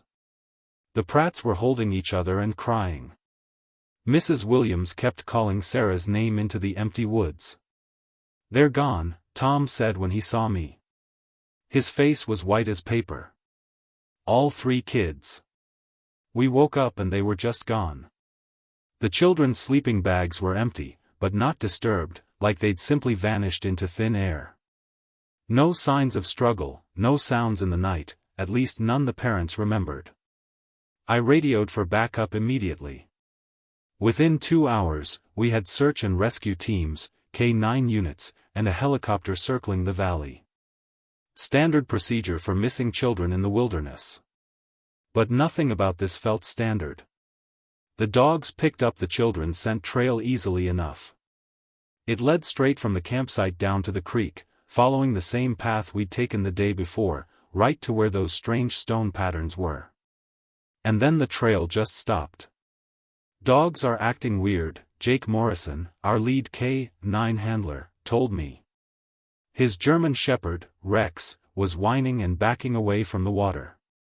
"Won't go past this point." Never seen him refuse to track before. I knelt down where the scent trail ended. We were right next to the stone circles I'd found yesterday, but something was different. The patterns were changed. New stones had been added, and the arrangements were more complex, like someone had been working on them all night or something. "Ma'am," one of the search team volunteers, a college kid named Danny, was pointing upstream. "You need to see this." I followed him about 50 yards to where the creek made a sharp bend. There, clear as day in the soft mud, were 3 sets of small footprints. Bare feet, child-sized, Amy's, Marcus, and Sarah's. I could tell by the size differences. But they weren't alone. Mixed in with the children's tracks were other prints. Same size, same shape, but different somehow.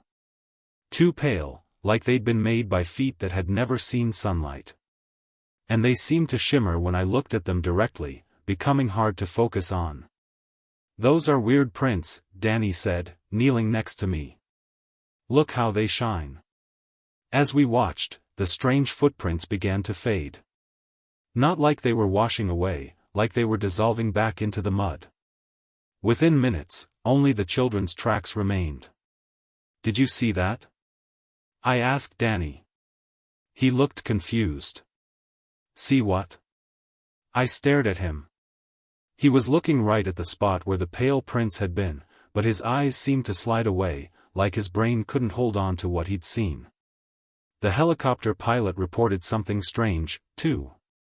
"Getting weird readings on my instruments when I fly over the creek." He radioed down. "Compass spins like crazy. Radio keeps picking up this high-pitched sound." I climbed up to a ridge where I could get better radio reception and called in more resources. We needed experts, more equipment, maybe even the FBI.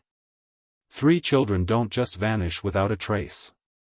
But as I was talking to the dispatcher, I caught movement in my peripheral vision down in the valley near the Trean. Opposite the creek. Children, 3 small figures in white clothing, barely visible through the trees. My heart jumped. "I see them," I shouted into the radio. "South side of the creek about 200 yards from the campsite."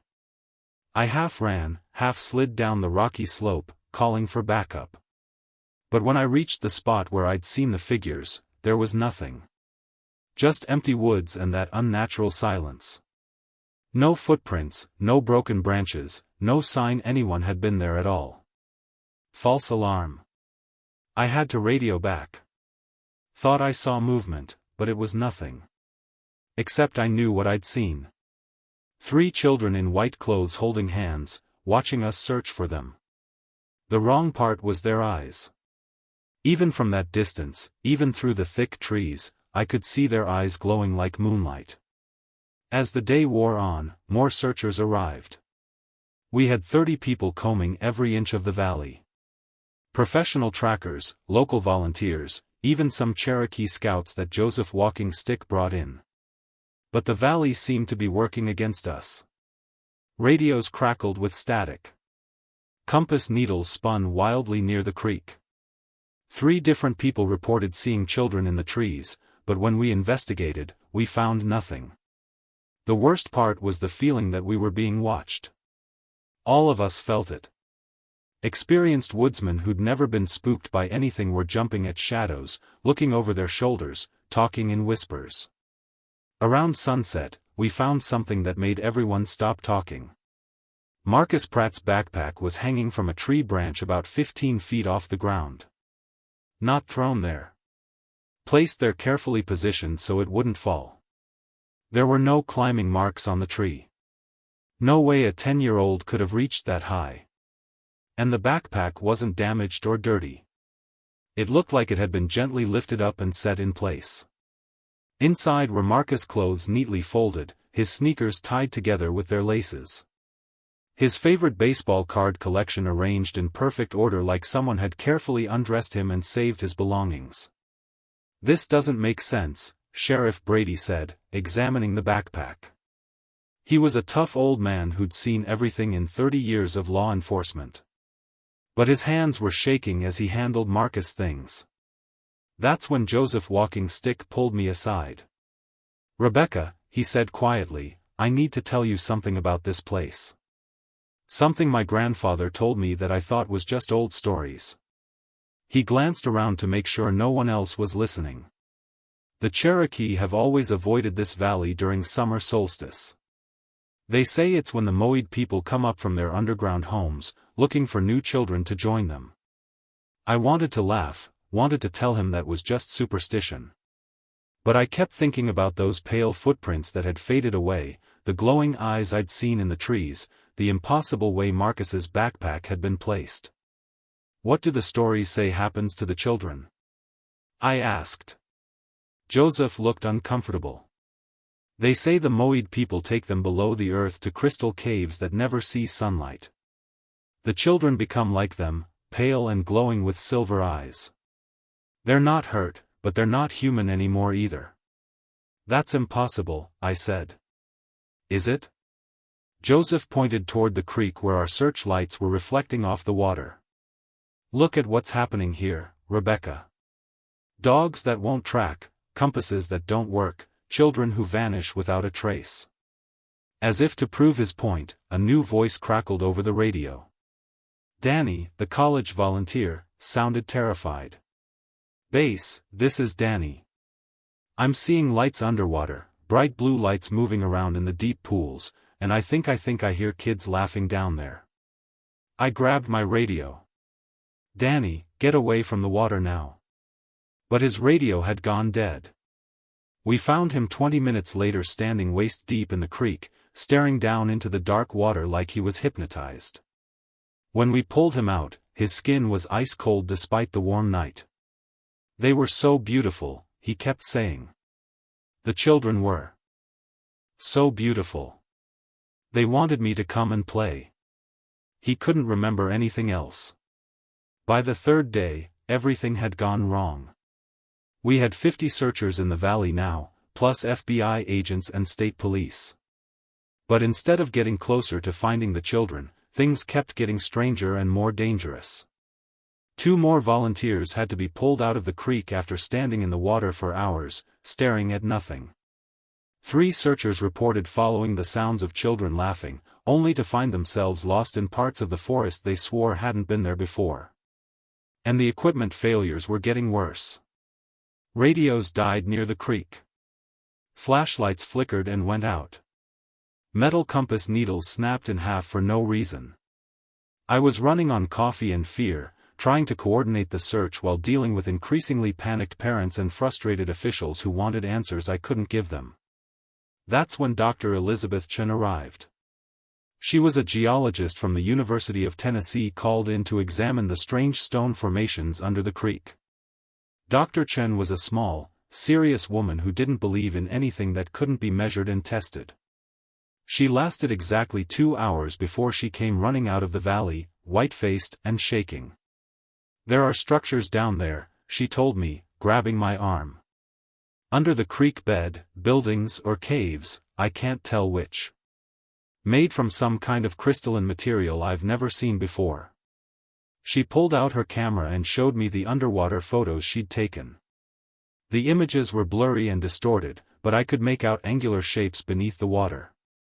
Walls and passages that definitely hadn't been carved by nature. "The stones on the creek bed aren't random," Dr. Chen continued. "They're markers, like a map or directory showing the way into those structures." "How old do you think they are?" I asked. "That's just it. They shouldn't exist at all. The material doesn't match any known geology in this region, and the craftsmanship." She shook her head.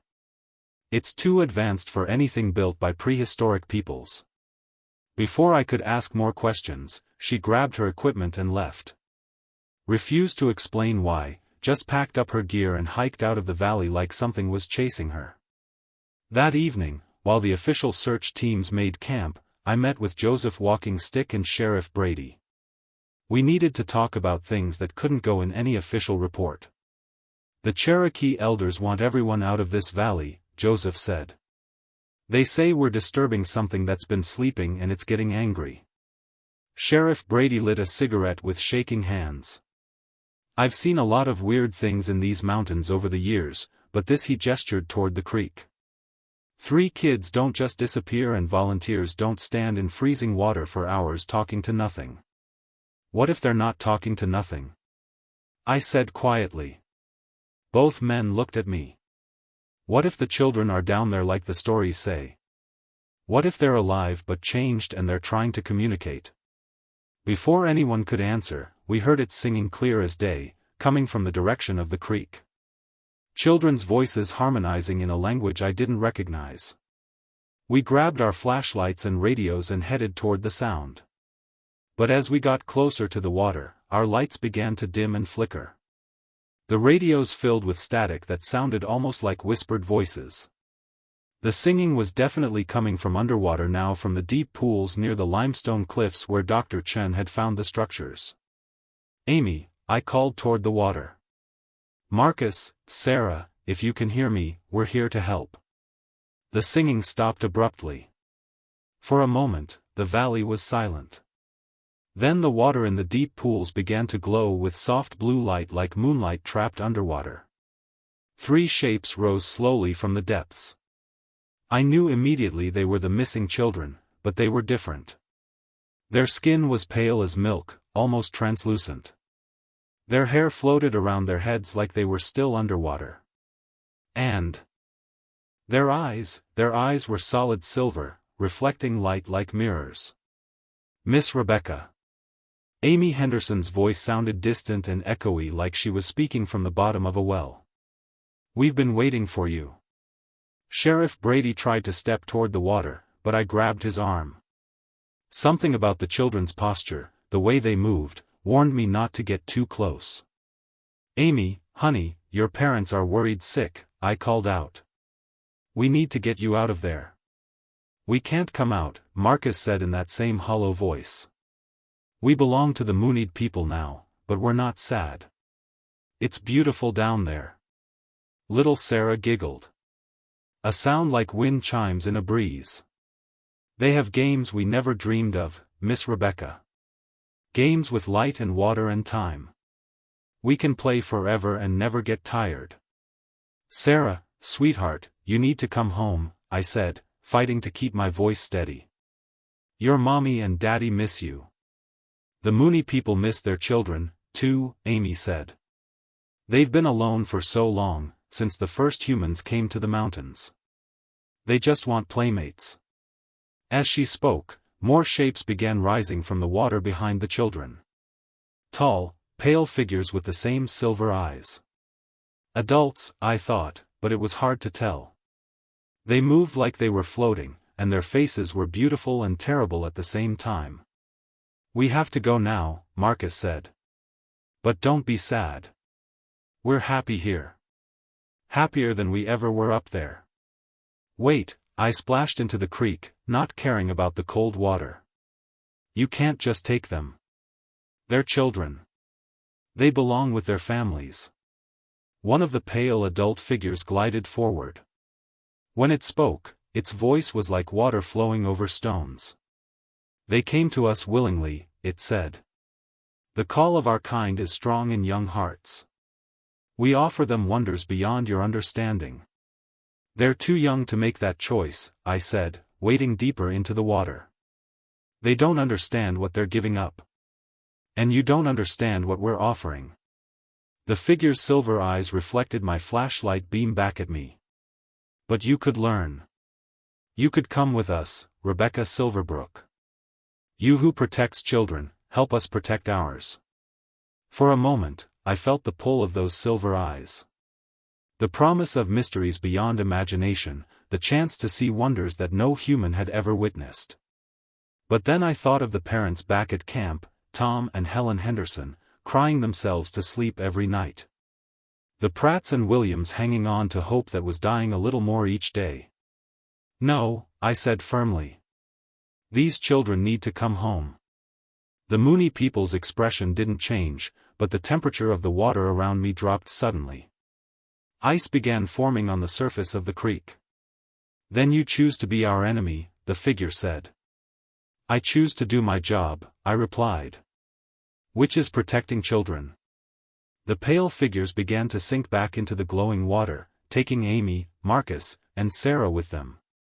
Don't forget us, Miss Rebecca, Amy called as she disappeared beneath the surface. And don't stop the other children from coming to play. The glow faded. The ice melted. The creek returned to normal as if nothing had happened. But I knew everything had changed. Joseph and Sheriff Brady stood on the bank, staring at me with wide eyes. Did that really happen? Brady whispered. I waded back to shore, water streaming from my clothes. It happened and now we know what we're dealing with. What are we going to tell the parents? Joseph asked. I looked back at the dark water where 3 children had chosen magic over home, wonder over safety. We're going to tell them we're bringing their kids back, I said. Whatever it takes. I couldn't sleep that night. Every time I closed my eyes, I saw those silver eyes staring back at me. Heard Amy's voice saying the children were happier below. Around 3 o'clock in the morning, I gave up trying to rest. I put on my gear and hiked back to the creek alone, carrying my strongest flashlight and enough rope to rappel down into whatever caves or structures Dr. Chen had found. The parents had a right to know their children were alive. And the children had a right to make an informed choice about where they belonged. But I wasn't going down there unprepared. Joseph had given me an iron knife that had belonged to his great-grandfather.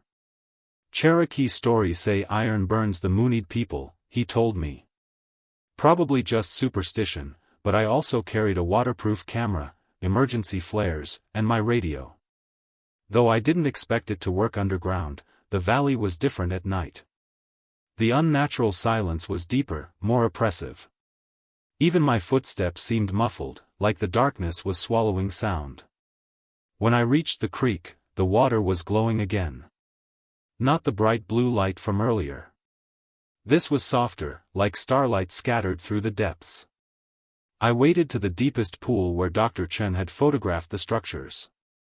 Up close, I could see what looked like an entrance carved into the underwater cliff face. Smooth stone that definitely wasn't natural, with symbols etched around the opening that hurt to look at directly. I took a deep breath, turned on my waterproof flashlight, and dove.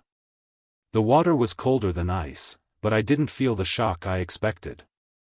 Instead, there was a strange tingling sensation, like the water was charged with electricity. My flashlight beam cut through the darkness, revealing a tunnel that led straight into the limestone cliff. I swam hard, my lungs burning as I followed the tunnel deeper and deeper. Just when I thought I'd have to turn back, I saw light ahead. I surfaced in an underwater cave that glowed with its own soft radiance. The cavern was huge, bigger than a cathedral. The walls were covered with crystals that pulsed with gentle light, creating patterns that shifted and changed like living things. The air smelled like rain and ozone and something else I couldn't identify. And everywhere, carved into the crystal walls, were images, pictures that told a story spanning thousands of years.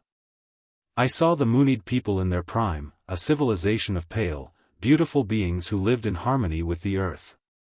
They had built cities of crystal and light deep beneath the mountains.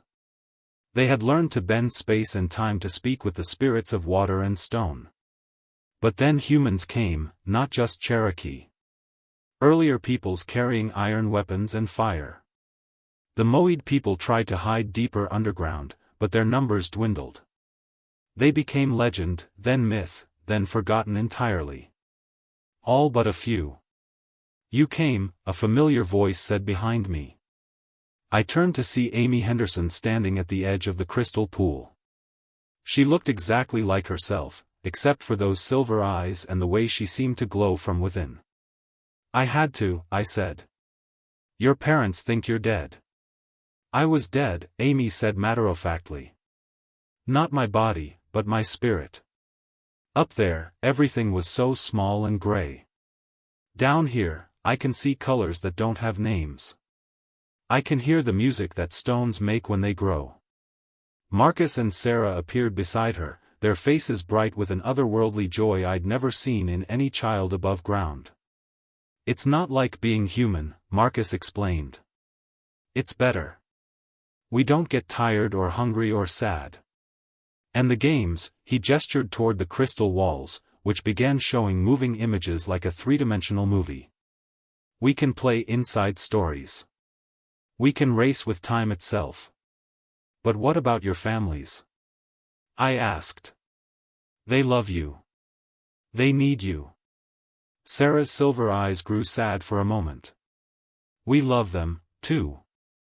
But love doesn't mean staying in a place that makes you small." As she spoke, more Moonid people emerged from passages I hadn't noticed. Dozens of them, maybe hundreds, adults and children, all pale and glowing, all watching me with those impossible silver eyes.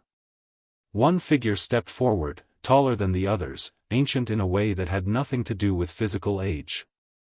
"Rebecca Silverbrook," it said in a voice like wind through crystal caves. "You have come to take our new children from us."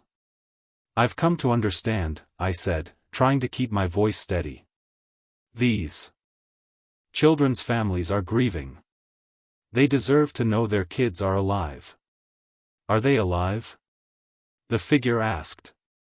"Or have they become something beyond your limited understanding of life?"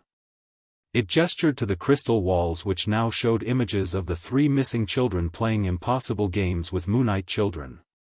They were laughing, dancing through walls of solid stone, painting with light itself. "We are the last," the figure continued. "The last of our kind. For centuries, we have lived alone in the deep places, watching our crystal cities crumble, our stories fade from memory. These three children are the first new life we have welcomed in generations." "You're stealing them," I said. "We are saving them," the figure replied. "From a world that would teach them to fear wonder, to forget magic, to accept gray lives in gray places." I looked at Amy, Marcus, and Sarah. They were still the children I'd known, but there was something in their faces that hadn't been there before. A depth, a knowing, a contentment that seemed impossible for kids their age. What if their parents could see this place? I asked. What if they could understand what you're offering? The figure's silver eyes widened slightly. You would bring more humans here to our sacred spaces. Just the parents, just so they can see their children are safe and happy, so they can say goodbye properly, if that's what the kids choose. The Moed people began murmuring to each other in their musical language. The crystal walls flickered with new images. The children's parents crying and searching, holding on to hope that was slowly dying. Finally, the figure nodded. 3 days, it said, we will allow the parents to visit our realm for 3 days, but there are conditions. What conditions? They must come alone with only what they can carry. They must promise to keep our existence secret from the outside world, and they must accept whatever choice their children make. I thought about Tom and Helen Henderson, about the Pratts and Williams. Could they handle seeing their children transformed into something beyond human understanding? Could they let them go if that's what the kids truly wanted? I'll ask them, I said. And you, Rebecca Silverbrook? The figure stepped closer, and I could feel energy radiating from its pale skin. What will you choose? You have seen wonders beyond human imagination. You have walked in places where time moves differently. Will you return to your gray world above? For a moment, I was tempted. The crystal caverns were beautiful beyond description. The Moonid people's children laughed with pure joy. There was magic here that could fill the empty places in my heart. But then I thought about all the other children up above, the ones who would go missing in years to come. The families who would grieve without understanding. I'll stay above, I said. Someone needs to be a bridge between your world and mine. Someone needs to make sure both sides understand each other. The figure nodded approvingly. Wisdom. Yes, we will need such a bridge. Very well, Rebecca Silverbrook. Bring the parents. Let them see their children's joy and let them choose whether love means holding on or letting go. 3 days later, I led 6 terrified, hopeful parents down into the crystal caves beneath Blind Creek. Tom and Helen Henderson held hands so tightly their knuckles were white. The Pratts whispered prayers under their breath. Mary Williams kept touching the pocket where she carried Sarah's favorite stuffed animal. They had all agreed to the conditions, though I could see the fear in their eyes. Fear that their children really were lost forever. Fear that they might be walking into a trap. Fear that they'd have to make an impossible choice. The Moed people were waiting for us in the great crystal chamber. They had prepared what could only be called a feast, fruits that glowed from within, water that tasted like starlight, bread that seemed to be made from crystallized air. And the children, Amy, Marcus, and Sarah, came running to their parents with joy and love that was absolutely genuine. But the parents could see what I had seen. Their kids were different now, pale and glowing, with silver eyes that held depths of knowledge no human child should possess. Mommy. Daddy. Amy threw herself into her parents' arms. I missed you so much, but wait until you see what I can do now. She stepped back and began to dance. And as she moved, trails of light followed her hands. She painted pictures in the air. Butterflies made of starlight, flowers that bloomed in 3 dimensions, a tiny horse that galloped through space before dissolving into sparkles. Marcus showed his parents how he could walk through solid stone, his body becoming translucent as he passed through the crystal walls. Sarah demonstrated how she could speak with the ancient spirits that lived in the caves, carrying on conversations with beings made of pure light. It doesn't hurt, Sarah assured her mother, who was crying as she watched. It feels like being more myself than I ever was before. The Moed people explained everything. How the children had heard their call and dreams. How they had come willingly, drawn by a connection that went deeper than mere curiosity. How they had been transformed not by force but by choice. Their human nature expanded rather than replaced. They are still your children, the ancient figure assured the parents. They still love you, but they have become something more than human, something that can exist in both worlds if they choose. For 3 days, the parents stayed in the crystal caves. They played impossible games with their transformed children. They listened to music that was older than humanity. They saw wonders that couldn't exist in the rational world above. And slowly, painfully, they came to understand what their children had become. On the final day, there was a ceremony. The Moonid people gathered in the great chamber, their bodies glowing like living stars. The children stood between their human parents and their new crystalline family. "You must choose now," the ancient figure said gently. "Will you return to the world above, or will you stay with us in the deep places?" Amy looked at her parents, then at the magical realm around her. "Can I do both? Can I visit you sometimes and stay here sometimes?" The ancient figure smiled. The first time I'd seen such an expression on any Moonid face. "Yes," it said, "that is wisdom. You are bridges now, like Rebecca Silverbrook. You belong to both worlds." So that's how it ended. Not with rescue or tragedy, but with transformation. Amy, Marcus, and Sarah return to the surface world regularly. They go to school, play with friends, help their parents with chores, but they're different now, calmer, more aware. Sometimes their eyes flash silver in dim light, and they know things they couldn't possibly know. And once a month during the new moon, they return to the crystal caves beneath Blind Creek. They play games with time and light. They learn the ancient songs. They helped preserve a civilization that was almost lost forever. The official report lists them as found after 3 days, suffering from mild exposure and dehydration. The strange stone formations in the creek were attributed to unusual geological activity. The equipment failures were blamed on magnetic anomalies in the limestone bedrock. Only 6 parents, 1 Cherokee cultural consultant, 1 sheriff, and 1 park ranger, know the truth. I still work these mountains, still help find missing children. But now I know there are different kinds of lost and different kinds of found. Sometimes late at night when I'm patrolling the valleys, I see lights moving beneath other creeks. Hear singing in languages that predate human civilization. The Moid people are waking up from their long sleep, reaching out to the world above. And sometimes children hear their call. When it happens, and it does happen, maybe once or twice a year, I'm there to help the families understand, to serve as a bridge between the possible and the impossible, to make sure that love means allowing transformation, not preventing it. The mountains keep their secrets well, but they're not empty secrets anymore. They're full of wonder and children's laughter and light that flows like water through crystal caves where time moves differently.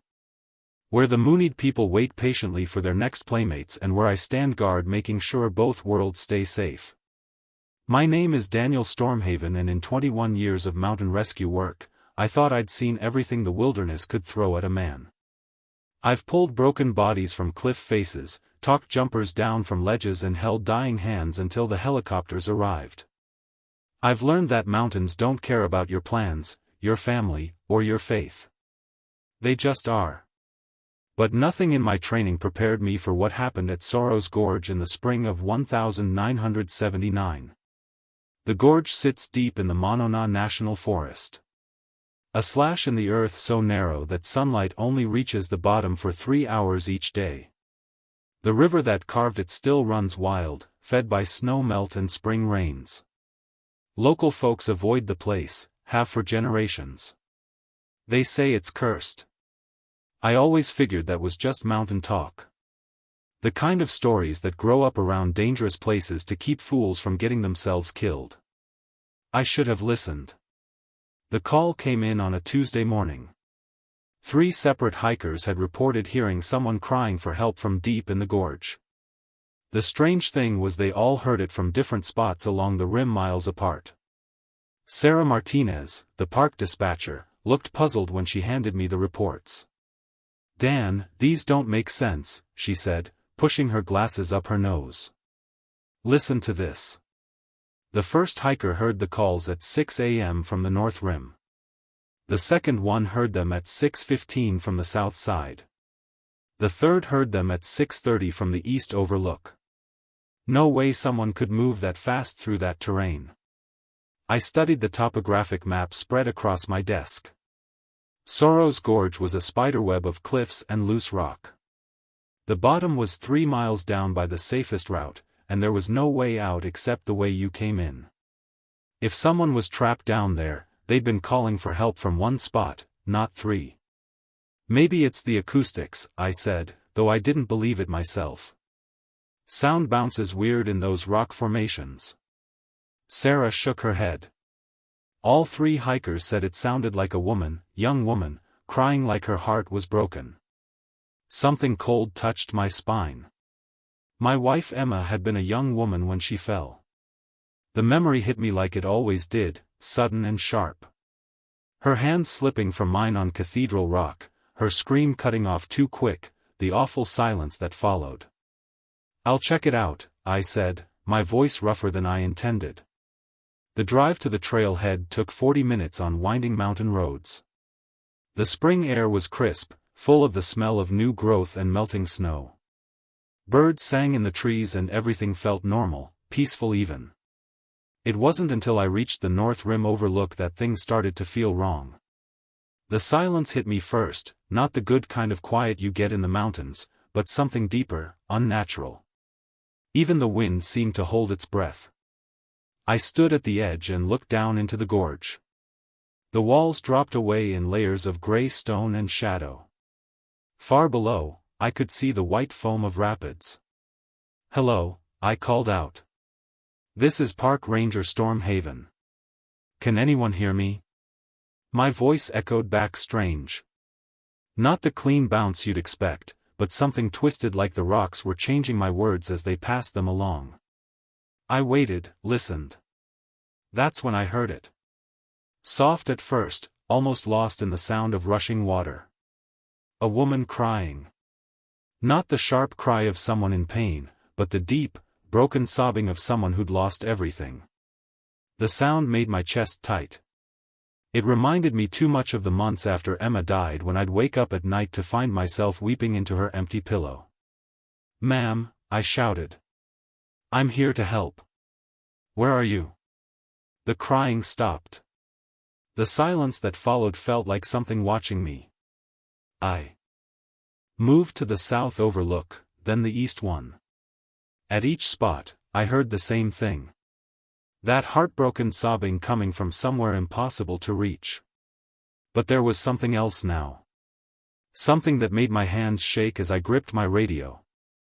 The crying sounded familiar. I radioed for backup and started down the main trail into the gorge.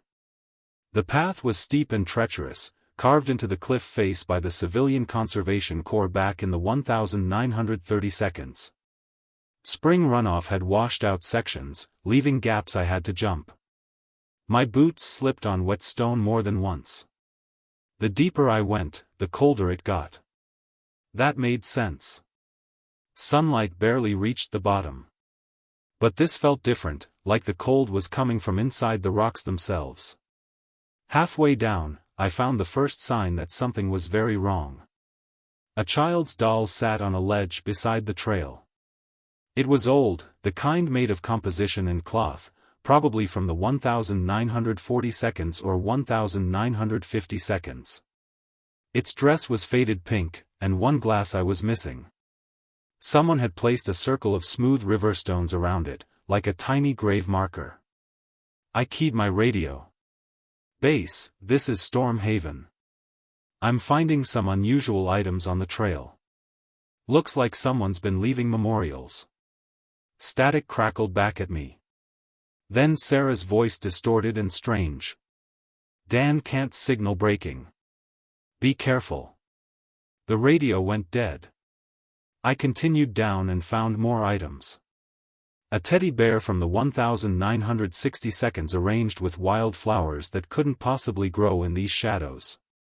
A woman's wedding ring placed carefully on a flat stone with a handful of dried roses. A baby's booty so small it could have fit in my palm. All of them arranged like shrine offerings. All of them decades old from different time periods. But the strangest thing was how fresh they looked. The flowers weren't wilted. The teddy bear's fur was clean and soft. Even the doll's dress looked like it had been carefully tended. The trail switched back one final time, and I reached the gorge bottom. The river ran fast and angry, swollen with snow melt. Boulders the size of houses had fallen from the cliffs above, creating a maze of stone and shadow. The sound of water was so loud, I had to strain to hear anything else. That's when I saw her. At first, I thought it was just mist rising from the rapids. The air was full of spray and the light was dim and gray. But then the mist moved wrong. Not drifting with the wind, but walking. Walking like a person. She was maybe 100 yards away on the far side of the river where no trail existed. A woman in a long white dress picking her way carefully over the rocks. Her hair hung loose and wet around her shoulders. She moved like she was searching for something, bending down to look behind boulders, calling out in a voice I couldn't quite hear over the water. "Ma'am," I shouted. "Stay where you are. I'm coming to help." She looked up at my voice, and even across the distance, I could see her face was strewn with tears. She raised one hand toward me. Whether in greeting or warning, I couldn't tell. Then she stepped behind a boulder and vanished. I found a place where the river narrowed and jumped across, landing hard on the slick rocks. My ankle twisted, but I pushed through the pain. When I reached the spot where I'd seen her, there was nothing. No footprints in the sand between stones. No sign anyone had been there. But I could smell something. Roses. Old roses. The kind Emma used to grow in our garden. The scent was so strong it made my eyes water. Emma. The name slipped out before I could stop it. The crying started again, closer now. So close, I spun around, expecting to see someone right behind me. But there was only the river and the stones and the gray walls rising up on all sides. Then I heard my name. Daniel. Daniel, help me. The voice was soft, lost, heartbroken, and it sounded exactly like my wife. My hands were shaking so hard I could barely work my equipment. I pulled out my emergency whistle and blew 3 sharp blasts. The signal for found victim. Meet assistance. The sound echoed off the gorge walls, but when it came back, it sounded like screaming. I tried the radio again. Nothing but static and what might have been whispers. That's when I noticed the rope. My climbing rope, the one I'd secured to a tree at the top of the gorge, hung down the cliff face, like always, but someone or something had tied knots in it. Not random knots, but specific ones. The kind you use to make a noose. 7 of them evenly spaced down the length of the rope. I ran for the trail, my injured ankle sending spikes of pain up my leg with every step. But I'd only gone a few yards when I heard it again. My name called in Emma's voice coming from deeper in the gorge. Daniel, don't leave me. Please don't leave me again. I stopped running because the last thing Emma had said to me as her fingers slipped from mine on Cathedral Rock was exactly those words. Please don't leave me again. Only I had never told anyone that. Not the investigators, not the counselor, not even Emma's sister. It was just between Emma and me in that terrible moment when I couldn't hold on tight enough to save her. So, how could anyone else know? I spent the night in the gorge. I know that sounds crazy, but I couldn't leave. Not when someone who sounded like Emma was calling for help. I'd failed to save her once. I couldn't do it again, even if this was impossible. I set up camp on a flat area near the river using my emergency gear. As darkness fell, the temperature dropped fast. My breath came out in puffs and ice started forming on the rocks near the water. But the cold wasn't the worst part. The worst part was the sounds. As soon as the sun disappeared behind the gorge rim, the crying started again. Not just one voice now, but many. Women, children, even men. All of them sobbing like their hearts were broken. The sounds came from everywhere. The cliffs above, the water below, the spaces between the boulders. Sometimes they were so close I could have reached out and touched whoever was making them. But when I turned my flashlight toward the sounds, there was never anyone there. Around midnight, I heard footsteps. Slow, careful steps picking their way over the rocks. I grabbed my light and swept it across the gorge. Nothing. But the footsteps kept coming, getting closer. "Who's there?" I called out. "I'm a park ranger. I can help you." The footsteps stopped. The crying stopped. Even the river seemed to quiet down like everything was listening. Then a voice spoke from right behind me. "You couldn't help me." I spun around, my heart hammering. The woman in white stood 5 feet away, close enough that my light should have lit her up clear as day. But she looked wrong, faded like an old photograph. Her dress was soaking wet, and her hair hung in dark strings around a face that was too pale, too thin. And her eyes were holes, dark empty spaces where eyes should be. "You let me fall," she said. And it was Emma's voice coming from that terrible face. "You promised you'd never let me go and you let me fall." "Emma, I'm sorry," I whispered. I tried to hold on. I tried so hard. She tilted her head like she was listening to something I couldn't hear. "He says he tried. He says he's sorry." Her voice was changing, becoming something else, older, angrier. "They all say that. All the ones who couldn't save us." That's when I realized this wasn't Emma. This was something wearing her voice like a mask. "Who are you?" I managed. She smiled. And it was the most awful thing I'd ever seen. "I am sorrow, Daniel. I am the grief that never ends. I am what's left when love fails." She pointed to the memorial items I'd found on the trail. Sarah Chen, age 8, fell from the North Rim in 1953 while picking flowers for her mother. Tommy Rodriguez, age 16, tried to climb down to rescue his girlfriend in 1961. Both of them died when the rope broke. Margaret Webb, age 24, jumped from the East Overlook in 1973 after her baby died. With each name, more figures appeared around us. Pale, faded people in clothes from different decades. All of them weeping. All of them staring at me. With those empty, hungry eyes. 47 deaths. The thing wearing Emma's voice continued. 47 souls who died with broken hearts. And I've been here for them all. Daniel singing their sorrow, keeping their pain alive. I understood now. This wasn't about rescue.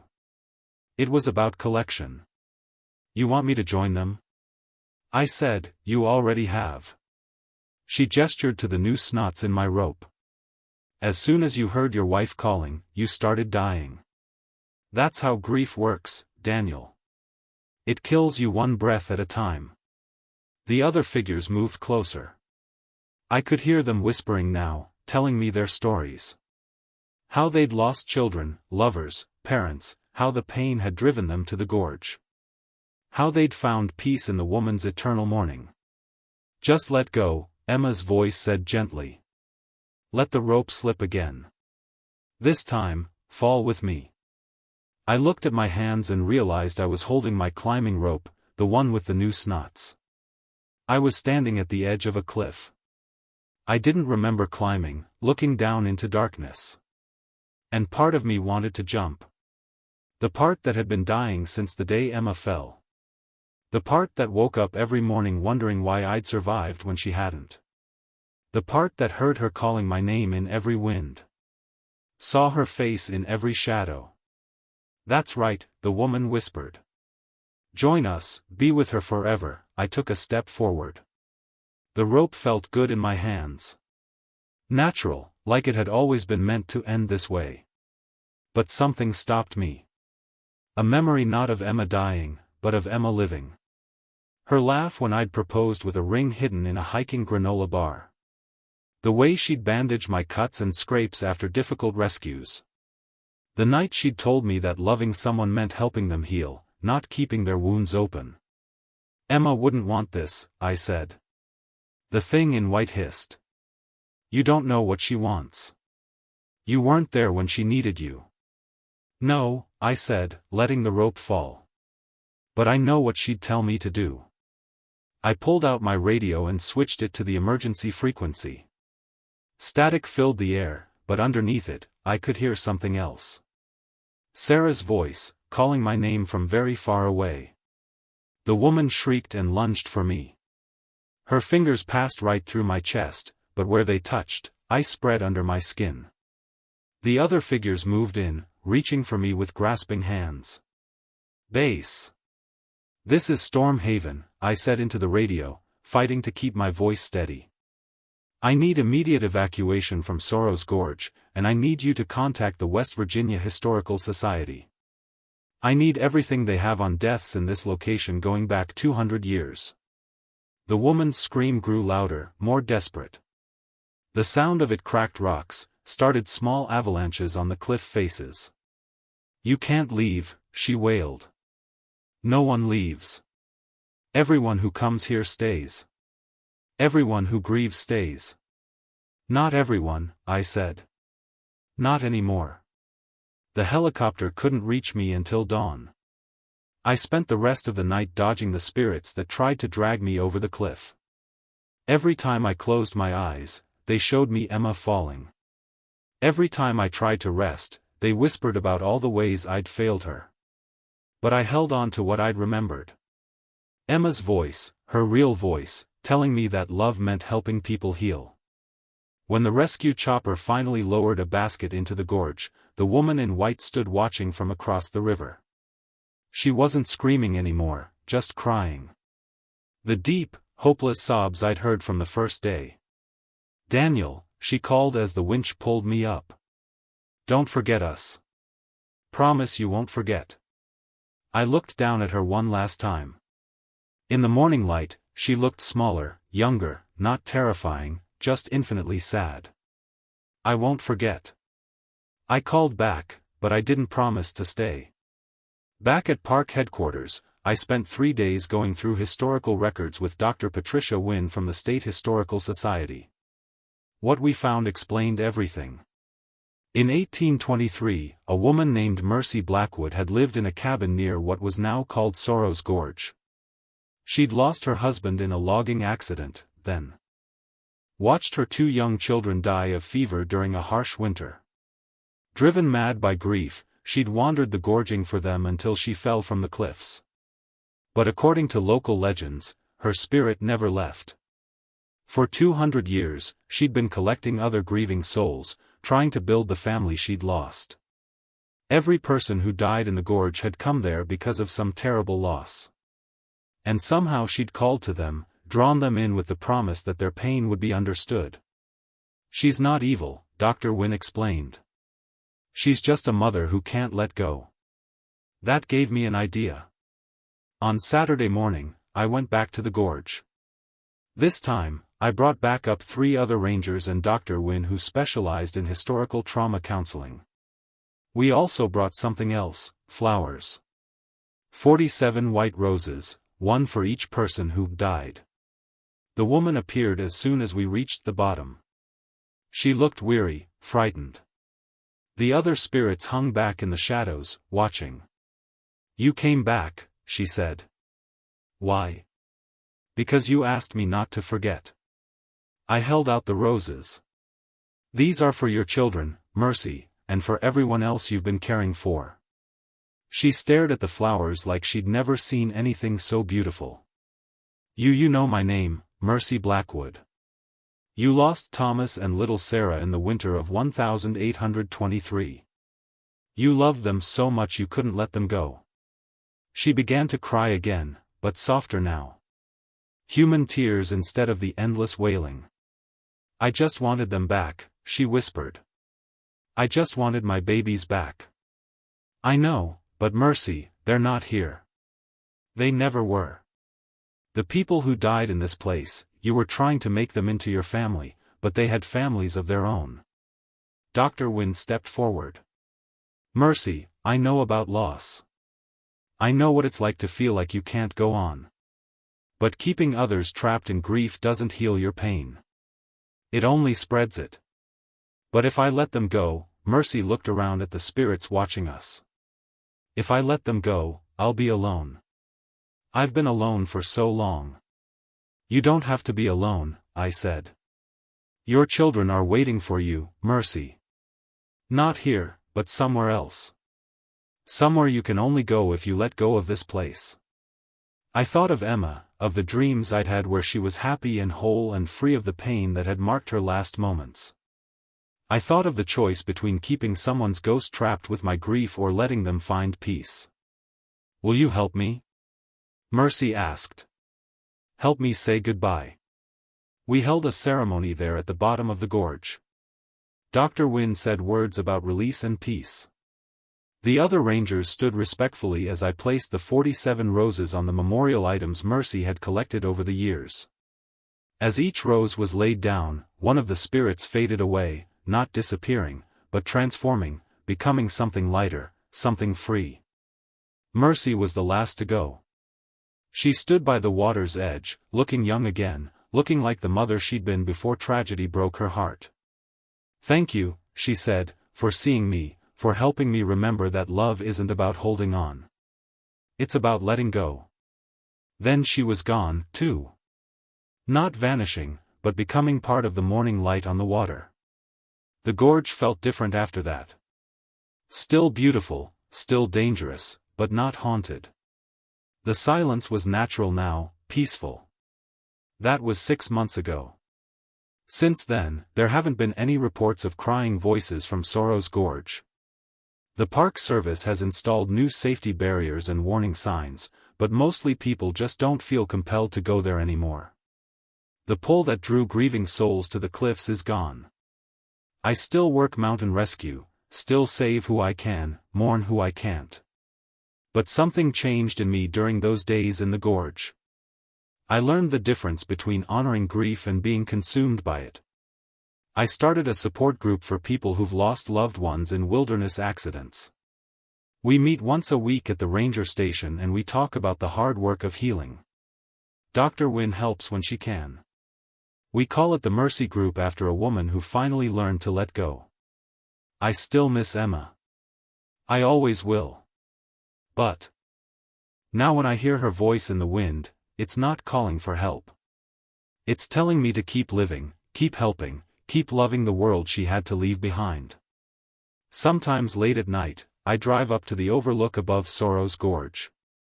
I sit there in my truck and listen to the water running far below.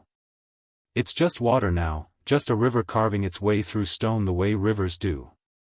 But I keep the radio on, tuned to the emergency frequency because there are other places in these mountains, other spots where sorrow has taken root and grown into something hungry. And sometimes, just sometimes, I hear calls for help that sound a little too much like voices from beyond the grave. When that happens, I remember what Mercy taught me. Love isn't about holding on to what you've lost. It's about helping others find their way to peace, even if they've been dead for 200 years.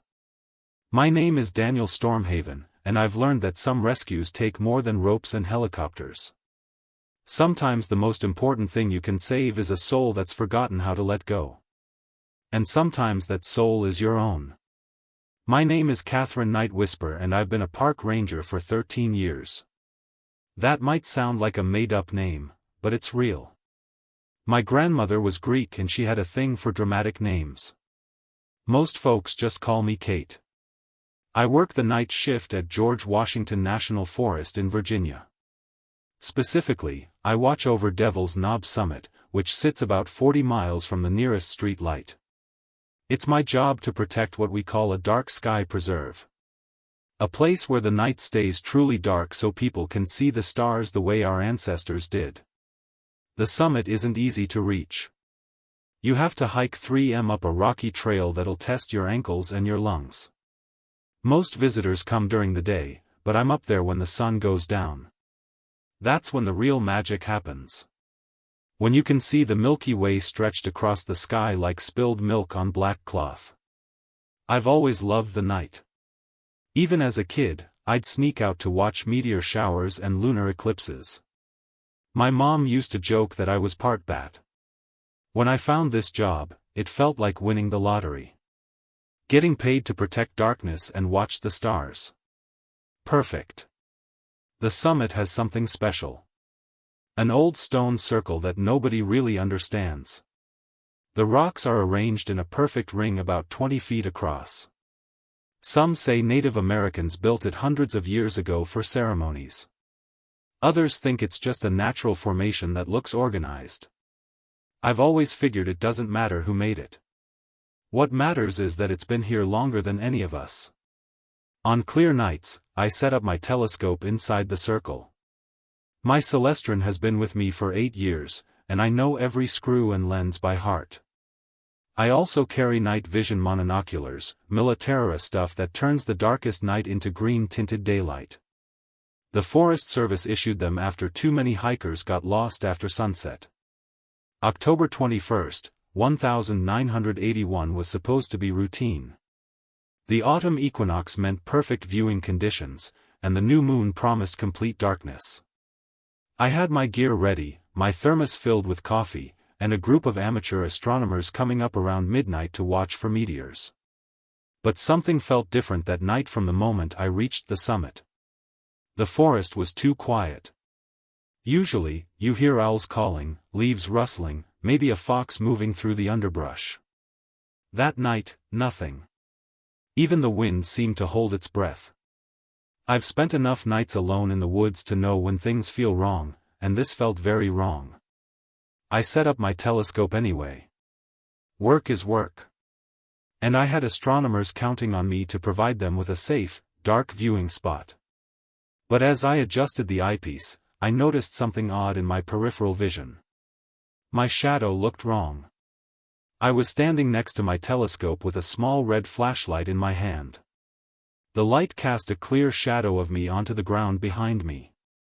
But for just a second, I could have sworn my shadow moved before I did, like it was leading instead of following.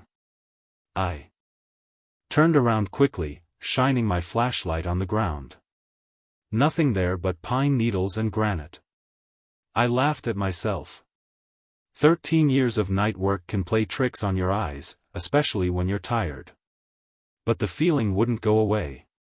The darkness around the stone circle seemed thicker than normal, more solid. When I looked through my telescope at Jupiter, the planet appeared dimmer than it should have been, like something was filtering the light. I checked my watch. 11:47 p.m. The astronomers would arrive soon, and I needed to shake off these silly feelings. I'm supposed to be the professional here, the expert who keeps people safe in the dark. I walked over to the largest stone in the circle to lean against it while I waited. The granite felt unusually cold, even for October. As I pressed my back against it, I noticed something carved into the surface that I'd never seen before. It looked like human figures dancing, their arms raised to the sky. The carving was old, really old, but it seemed deeper and clearer than it should have been after years of weather and time. That's when I heard the first whisper. The whisper came from right behind me, but when I spun around, no one was there. It sounded like someone saying my name, but stretched out and hollow like an echo in a deep cave. Catherine. I clicked on my flashlight and swept it across the stone circle. Nothing, just empty space between the ancient rocks. But my hands were shaking as I held the light. "Hello," I called out.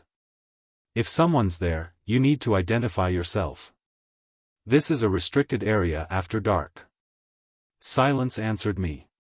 The kind of silence that presses against your eardrums and makes you aware of your own heartbeat. I checked my radio to make sure it worked. The static crackled normally when I keyed the microphone. Base station was 20 m away, but I could reach them if needed. That made me feel a little better. At 11:55, I heard voices coming up the trail. Real voices this time talking about f-stops and exposure times. The astronomy group was arriving. There were 4 of them. Dr. Sarah Chen, a professor from Virginia Tech, her graduate student Mark, and an older couple named the Hendersons who'd driven down from Maryland. I'd worked with Dr. Chen before. She was serious about her observations and always treated the summit with respect. "Beautiful night, Kate," Dr. Chen said as she set down her equipment bag. "Perfect conditions for the Orionids. Should be good viewing."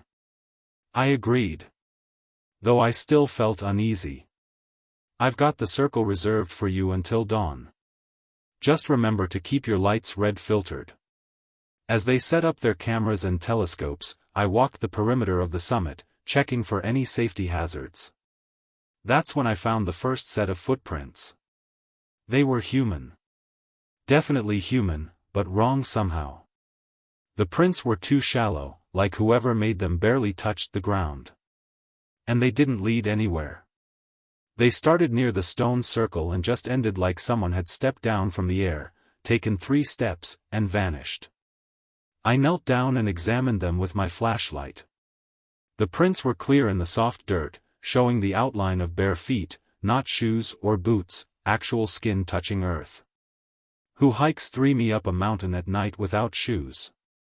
"Kate?" Dr. Chen's voice made me jump. "Is everything all right?" "Just checking the area," I said, standing up. "Found some unusual tracks." She walked over and looked where I was pointing. "Probably from earlier today. People leave all kinds of traces, but I knew these were fresh. I'd done my usual sweep at sunset and hadn't seen them." Then the astronomy group got to work setting up their cameras to capture long exposures of the meteor shower. Mark was especially excited. This was his first time doing serious astrophotography. "Dr. Chen," he said, "look at this. Something's wrong with my camera." She moved to his tripod and looked at the camera's LCD screen. I could see it from where I stood. The image showed the stone circle clearly, but there were dark shapes moving around the edges that didn't match anything visible to our eyes. "Must be a sensor problem," Dr. Chen said, but she sounded uncertain. Mrs. Henderson pointed at her husband's telescope. "Harold, why is your finder scope showing shadows when there's nothing casting them?" Harold adjusted his equipment and looked again. "That's odd. The telescope shows clear sky, but the finder scope is picking up moving objects." I felt ice water in my veins. My equipment was showing the same impossible readings, but I hadn't wanted to alarm anyone. "Everyone stay calm," I said, falling back on my training. Sometimes atmospheric conditions can cause optical illusions. But as I spoke, I watched my own shadow on the ground. It was moving wrong again, swaying slightly, even though I was standing perfectly still, and it seemed darker than it should be, like it was made of something thicker than ordinary darkness. Mark suddenly grabbed Dr. Chen's arm. "Professor, look at the stones." We all turned to look at the stone circle. For just a moment, I could have sworn I saw figures moving between the rocks. Tall, thin shapes that flowed like water, but held human form. They were dancing, turning in slow circles with their arms raised to the stars. Then my eyes focused properly and there was nothing there. "Did everyone see that?" Mrs. Henderson whispered. "See what?" her husband asked, but his voice shook. Dr. Chen was checking her equipment frantically. "Our cameras recorded it," she said. "Whatever it was, it's on film." I looked at the LCD screen on her camera. The image showed the stone circle bathed in moonlight, but there were definitely dark figures visible in the frame. Human-shaped shadows that seemed to dance around the ancient rocks. "Everyone pack up," I said. "Right now," but Kate, Dr. Chen started. "Now," I said firmly. "Something's not right here." As they gathered their equipment, I noticed that all our shadows had grown longer and darker, stretching toward the stone circle like they were being pulled by an invisible force. And in the center of the circle, where no person stood, a new shadow had appeared. It was dancing. Getting 4 scared astronomers down a dark mountain trail took longer than I'd hoped. By the time their car lights disappeared down the forest road, it was almost 2 a.m. I should have gone home, too. Should have written up a report about equipment malfunctions and called it a night. Instead, I drove back up to the summit. I know it sounds crazy, but I needed to understand what had happened. In 13 years of night work, I'd never seen anything I couldn't explain with science or common sense. Whatever was going on up there, it was happening in my preserve on my watch. The hike up felt different this time. My flashlight beam seemed weaker, like the darkness was pushing back against it. Twice, I stopped, certain I heard footsteps behind me, but when I turned around, the trail was empty. When I reached the summit, I understood why the astronomers' equipment had malfunctioned. The stone circle was full of shadows, human-shaped shadows moving in slow, deliberate patterns, but there were no people casting them. I counted 12 distinct figures. They flowed around the circle like dancers in some ancient ritual. Their arms moving in gestures I somehow recognized but couldn't name. They made no sound, left no footprints, but they were definitely there. I tried to radio for backup, but my radio only produced static. I tried my cell phone. No signal, which was normal for the summit, but the screen wouldn't even light up. Something was interfering with all my electronics. That's when I noticed my own shadow. It had separated from my feet and was walking toward the stone circle.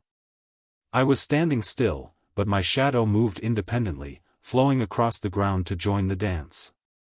I stepped backward, and my shadow kept going forward. For a moment, I felt a terrible pulling sensation, like something was trying to tear me in half.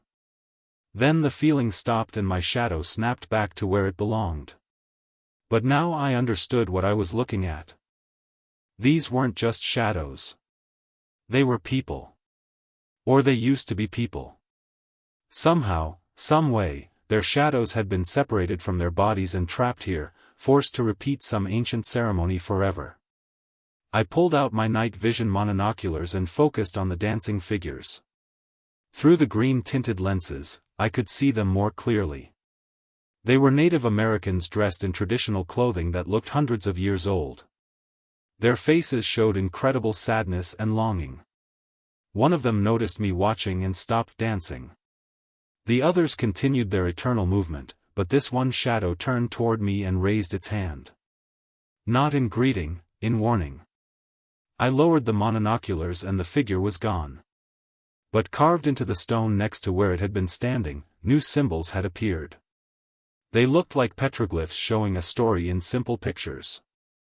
The first carving showed people dancing under the stars. The second showed a break in the circle, dancers falling. The third showed shadows continuing to dance while bodies lay still on the ground. And the fourth showed a new figure joining the dance. Someone with a ranger's hat and long hair, someone who looked like me. I turned to run but stopped when I saw that the trail down the mountain was blocked. Shadow figures stood between the trees, not threatening, but unmistakably there. They weren't going to let me leave. My flashlight flickered and died. In the complete darkness, I could hear the whisper again, clearer this time. "Help us finish what was begun." The voice came from directly in front of me, though I couldn't see who spoke. It sounded old and tired, like someone who'd been waiting centuries for help. "Finish what?" I asked aloud, feeling foolish for talking to the darkness. "The ceremony, the dance of seasons, we began it 300 autumns ago. But the circle was broken before completion. We cannot rest. We cannot move on. We are trapped between the world of flesh and the world of spirit." As the voice spoke, my eyes adjusted enough to see the speaker, an elderly Native American man whose shadow body flickered like candlelight behind him. The other dancers had stopped their movement and were watching me. "What do you need me to do?" I asked. "Complete the pattern. Dance the final steps. But know this. If you join us, you may not be able to return to your world. The ceremony demands a price." I thought about my life, my job, my little apartment 20 m away. It wasn't much, but it was mine. These shadow people had been trapped for 3 centuries, dancing the same steps over and over, unable to rest or move on. What if I refuse? Then we continue as we have, and you join us anyway when your time comes. But the ceremony remains unfinished, and we all stay trapped. I looked around at the faces of the shadow dancers. They weren't evil or threatening. They were just tired. So incredibly tired. But there had to be another way. There always was. Wait, I said, pulling out my astronomical charts. You said the ceremony was about seasons. The autumn equinox is about balance, right? Light and dark, sun and shadow. The elderly shadow nodded. What if we don't need a person to complete it? What if we need the right celestial timing? I spread my charts on the ground using my dying flashlight to read them. The ceremony started 300 years ago. That would be 1681. But the calendar was different then. Julian calendar instead of Gregorian. The shadows gathered around me as I calculated. The autumn equinox you started your ceremony on in 1681 in our modern calendar. That would be. I checked my watch and my heart raced. Tonight, right now, the true autumn equinox from your original ceremony is happening in the next hour. The elderly shadow smiled. You understand? But the ceremony still requires a living person to anchor it to the physical world. Then I'll do it, I said. But we do it right. Complete the ceremony properly, the way it was meant to be finished. The shadow dancers arranged themselves in their original circle pattern. Through my night vision monoculars, I could see them more clearly now. 12 figures representing the 12 months of the year, each positioned to correspond with a specific constellation. The elderly shadow who'd spoken to me was the leader, the 13th dancer who stood in the center to conduct the ceremony. But for 300 years, that center position had been empty, keeping the ritual incomplete. You must take my place, he explained as the others resumed their slow movement. Stand in the center and mirror our movements. When the equinox moment arrives, when day and night are perfectly balanced, the ceremony will be complete. I walked into the center of the stone circle. Immediately, I felt a change. The air grew thick and heavy, like walking into deep water. My body felt lighter, and when I looked down, I could see through my own hands. What's happening to me? You are becoming part of both worlds, the leader said. Physical and spiritual. This is the only way to bridge the gap between our realm and yours. The shadow dancers began to move faster, their ritual taking on urgency as the celestial moment approached. I tried to follow their movements, raising my arms when they did, turning when they turned. But something was wrong. Every movement pulled me further away from the physical world. I could feel my connection to my body weakening like a rope slowly fraying. If this continued, I would become a shadow myself, trapped here forever. You didn't tell me it would take my life, I said. We told you there was a price, the leader replied sadly. We have been alone so long, we perhaps did not explain clearly. To anchor the ceremony, you must give up your physical form. No. I stopped dancing. There has to be another way. The other shadows continued their movement, but they looked distressed now. The ceremony was falling apart again, just like it had 300 years ago. I pulled out my telescope, hands barely solid enough to grip it. What if we use celestial alignment instead of human sacrifice? Working frantically, I aimed the telescope at specific star positions, calculating angles and alignments. The ceremony wasn't just about dancing. It was about connecting earth and sky, marking the passage of seasons, celebrating the balance between light and dark. The stone circle, I realized it's not just ceremonial. It's an astronomical instrument. Each stone was positioned to align with specific stars at specific times. The dancers' positions corresponded to constellation patterns. This whole site was designed to capture and focus celestial energy. "Help me," I called to the shadows. "We need to align the ceremony with the actual stellar positions." The shadow dancers moved to new positions, each one standing behind a stone that matched their constellation. As they did, the stones began to glow with soft silver light. Through my telescope, I could see the exact moment of equinox approaching, the point when the sun would be directly above the Earth's equator, making day and night equal length everywhere on the planet. "Now," I whispered. The shadows raised their arms to the sky in perfect synchronization. The stones blazed with starlight, and for one perfect moment, I felt connected to everything. The earth beneath my feet, the stars above my head, the endless cycle of seasons and time. The ceremony was complete. The shadow dancers began to fade, but peacefully now, like smoke dissipating in a gentle breeze. Their faces showed relief and gratitude instead of the endless sadness I'd seen before. "Thank you," the leader said as his form grew transparent. "We can rest now." "Wait," I called. "What about the site? Should I report this? Should I tell people what happened?" "Protect this place," he said. "It is sacred, a bridge between worlds. But some knowledge is too dangerous to share." As the last shadow disappeared, I felt my own body becoming solid again. My hands regained their weight. My feet found firm purchase on the ground. I was alive, truly alive, for the first time in hours. But I was also changed. I could see things differently now. The way moonlight carried memories. How shadows held depth. And meaning. The connections between earth and sky that most people never notice. My radio crackled to life. "Ranger Night Whisper. This is base. Do you copy?" I keyed the microphone. "This is Night Whisper. All clear up here." "Roger that. You've been off radio for 4 hours. Everything okay?" 4 hours. It had felt like 20 minutes, but when I checked my watch, dawn was breaking over the mountains. "Everything's fine," I said.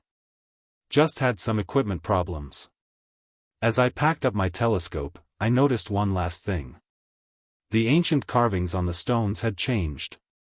Instead of showing trapped dancers, they now depicted a completed ceremony with figures ascending peacefully into a star-filled sky. And at the center of the circle, a new carving had appeared. A woman with long hair and a ranger's hat, helping to guide lost souls home.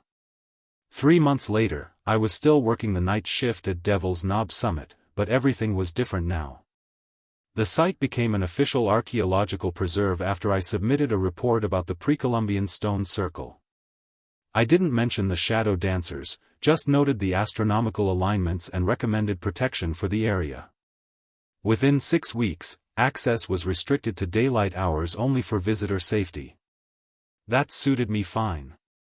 Whatever power the place held was stronger at night, and some visitors might see things they weren't ready to understand. Dr. Chen came back once asking about the photographs her team had taken. The images clearly showed human figures in the stone circle, but I explained them as a double exposure effect caused by unusual atmospheric conditions. She accepted the explanation, though I could tell she didn't quite believe it. The shadow dancers were gone. Truly gone. I never saw them again. But on clear nights when I walked through the circle, I could feel their gratitude like a warm breeze. They had found peace and they'd left the site cleaner somehow, more balanced. Other changes came too. My night vision improved dramatically. I could see in almost complete darkness now without equipment. Sometimes I caught glimpses of other things, other places where the boundary between worlds wore thin. Parks across the country where similar events had happened or might happen again. I started getting calls from other rangers about unexplained incidents, strange sightings, equipment malfunctions, places where the rules of ordinary reality seemed to bend. My supervisor began sending me to investigate these reports, though I never told him why I was so good at resolving unusual situations. Some secrets are too dangerous to share, and some responsibilities choose you instead of the other way around. On anniversary nights, the autumn equinox in particular, I still set up my telescope in the stone circle. Not because I expect the dancers to return, but because someone should witness and remember, someone should stand guard at the places where worlds meet. Last week, a family hiking the trail during the day found something interesting. Their 6-year-old daughter insisted she could see nice people dancing around the stones in broad daylight. When her parents looked, they saw nothing but empty space. But children see things adults miss, and sacred places remember everything. I'm still Catherine Night Whisper, and I still protect the dark skies over Devil's Knob Summit. But now I protect something else, too. The delicate balance between the world we see and the world that watches us back. Some nights when the stars are particularly bright and the air is perfectly still, I can hear something that might be whined through the trees or might be whispered thanks from spirits finally at rest. Either way, I listen and I keep watch because 13 years of guarding the darkness taught me that the most important things happen when no one else is looking and the most sacred responsibilities are the ones nobody else can see. My name is Catherine Night Whisper and this is my story. But it's not the end of the story. It's just the beginning of understanding that some places are doorways, some nights are bridges, and some shadows hold the memory of ancient dances that connect earth to sky and past to present. The summit is quiet now, peaceful in a way it hadn't been for centuries. But peace doesn't mean empty. It means balanced. And balance means that somewhere in the darkness, good spirits watch over us all. My name is Thomas Cloudwalker and I've been watching the sky for 19 years. People think being a park ranger is all about hiking trails and helping lost tourists, but up here on Whisper Mountain Ridge in Shenandoah, my real job is reading the weather. The mountains make their own rules when it comes to storms and fog, and someone has to keep track of it all. I got my start back in college, studying how air moves around these old hills, the way warm air crashes into cold, how valleys trap moisture, why some ridges stay clear while others disappear in clouds for days. It's like watching a slow-motion battle between invisible armies. My weather station sits right on the highest point of the ridge. Steel towers with spinning cups to measure wind, boxes full of instruments that tell me things like air pressure and humidity. Most days I can predict what's coming hours before it hits. Thunderstorms building in the west. Morning fog that'll burn off by noon. Ice storms that'll shut down the mountain roads. The old-timers around here always talked about weather spirits. How the mist had a mind of its own. How some fogs were different from others. Mountain folklore. I figured just people trying to make sense of atmospheric pressure and temperature inversions. They didn't understand. I should have listened to them. It was early spring of 1967 when everything changed. The kind of morning that makes you glad to work outdoors.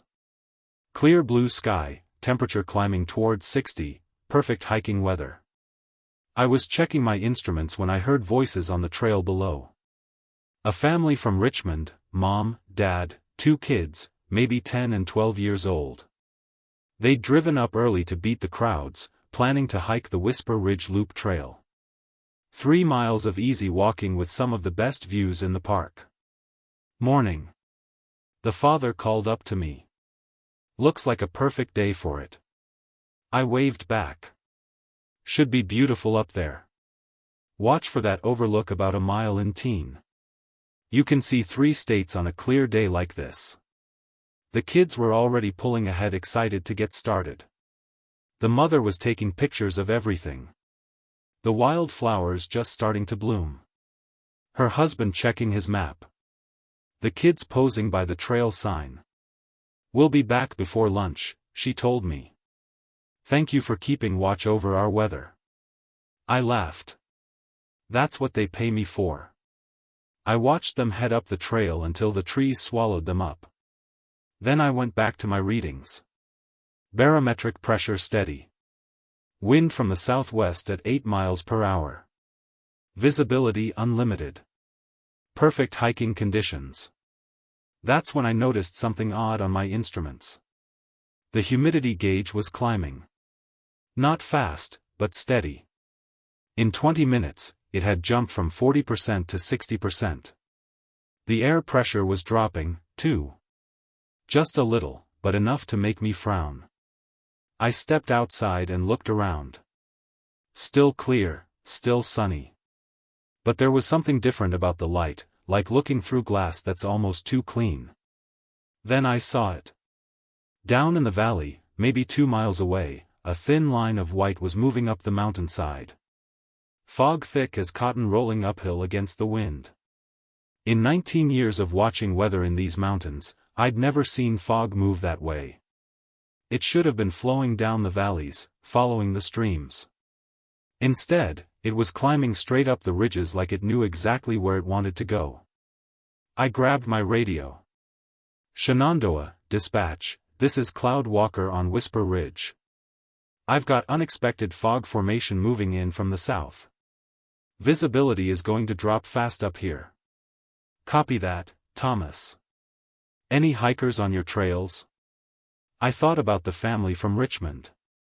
The loop trail would take them right through the path of that fog. Affirmative. Family of 4. Started up the ridge trail about an hour ago. We'll try to reach them by radio. Can you estimate time to your location? I watched the white wall creep higher. It was moving faster now. And there was something wrong with the way it looked. Too thick. Too purposeful. Maybe 30 minutes. I said. But dispatch, this doesn't look like normal fog. The radio crackled. What do you mean, Thomas? I stared at the advancing wall of white. How could I explain that it looked almost solid, that it seemed to be choosing which paths to follow? Just keep trying to reach those hikers, I said. 20 minutes later, the fog hit my station. The first thing you notice when that kind of fog rolls over you is the silence. Normal fog muffles sound. Sure, but this was different. It didn't just muffle. It swallowed everything whole. My footsteps, my breathing, even the wind through the trees, gone. I couldn't see my own hand when I held it 3 feet from my face. The fog was so thick it felt like walking through wet cotton. Every breath tasted of metal and something else, something sweet and strange that made my stomach turn. My weather instruments went crazy. The thermometer showed the temperature dropping 20 degrees in 5 minutes. The wind gauge spun wildly, then stopped completely. The barometric pressure needle bounced back and forth like a pinball. I tried my radio. Static. Even the emergency channel was dead. That's when I heard the voices. At first, I thought it was the family from Richmond. Faint calls for help somewhere out in the white. I grabbed a flashlight and headed toward the sound, following the trail I'd walked 1,000 times. Hello, I called out. Can you hear me? Follow my voice. The calls came back closer now. But something was wrong with them. They echoed strangely, like voices bouncing around inside a cave, and they seemed to be coming from above me, not ahead on the trail. I stopped walking and listened hard. The voices came again, definitely calling for help. But now I could make out words, and my blood went cold. Help us. We can't find. The trail is gone. It was the father's voice from that morning, but it sounded flat, empty, like someone reading from a script. Then the mother, Thomas, where are you? We can't see anything. How did they know my name? I'd told them I was a weather observer, but I'd never mentioned my name. And they'd been hiking for over an hour when the fog hit. They should be miles away, not right here at my station. The children's voices joined in. Help us, mister. We're scared. We can't find our mom and dad, but the kids were with their parents. I'd seen them all together on the trail. Something brushed against my arm. I spun around, flashlight beam cutting through the fog. Nothing there. But the touch had felt like fingers, cold and damp, trailing across my jacket. Who's there? I called out. The voices stopped. Complete silence again, so thick I could hear my own heartbeat. Then from right behind me, a whisper. Thomas. I turned, sweeping the flashlight in a wide arc. The beam barely penetrated 5 feet before the fog swallowed it up. But in that circle of light, I saw something that made me stumble backward. Footprints in the dirt. Fresh ones leading in a perfect circle around where I was standing. Human footprints, but wrong somehow. Too deep. Like whoever made them was much heavier than they should be. And they were filled with that same thick fog glowing faintly in my flashlight beam. I followed the circle with my light 15 feet across with me right in the center. The prints went all the way around, then just stopped like whoever made them had simply vanished into the air. That's when I ran. I knew these trails better than anyone, but the fog changed everything.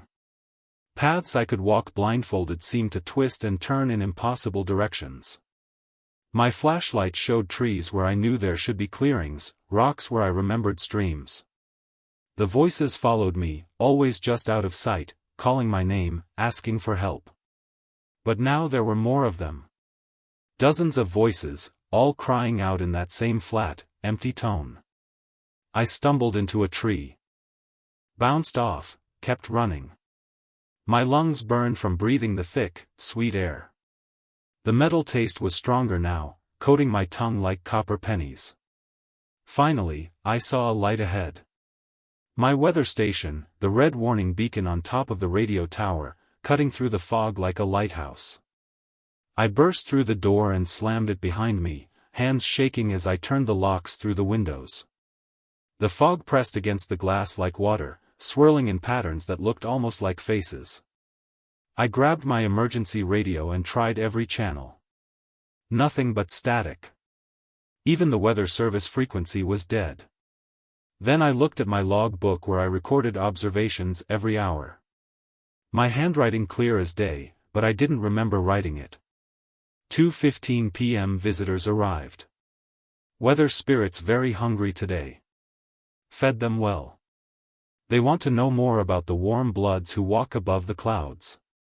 I stared at the page. I'd been unconscious in that fog for over 3 hours. Outside, the voices started again, but now I recognized all of them. Hikers who'd gone missing over the years. Campers who'd never made it home. People I'd helped search for whose bodies we'd never found. They all knew my name, and they were all asking me to come outside and join them. I stayed locked in that weather station for 6 hours. The fog never lifted, never thinned. If anything, it got thicker as the sun went down. My instruments had given up trying to make sense of what was happening. The humidity gauge was pegged at 100%, but the temperature kept dropping. By sunset, it read 38 degrees outside. Fog doesn't act like that. Not natural fog. The voices never stopped either. They took turns calling to me, telling me their stories.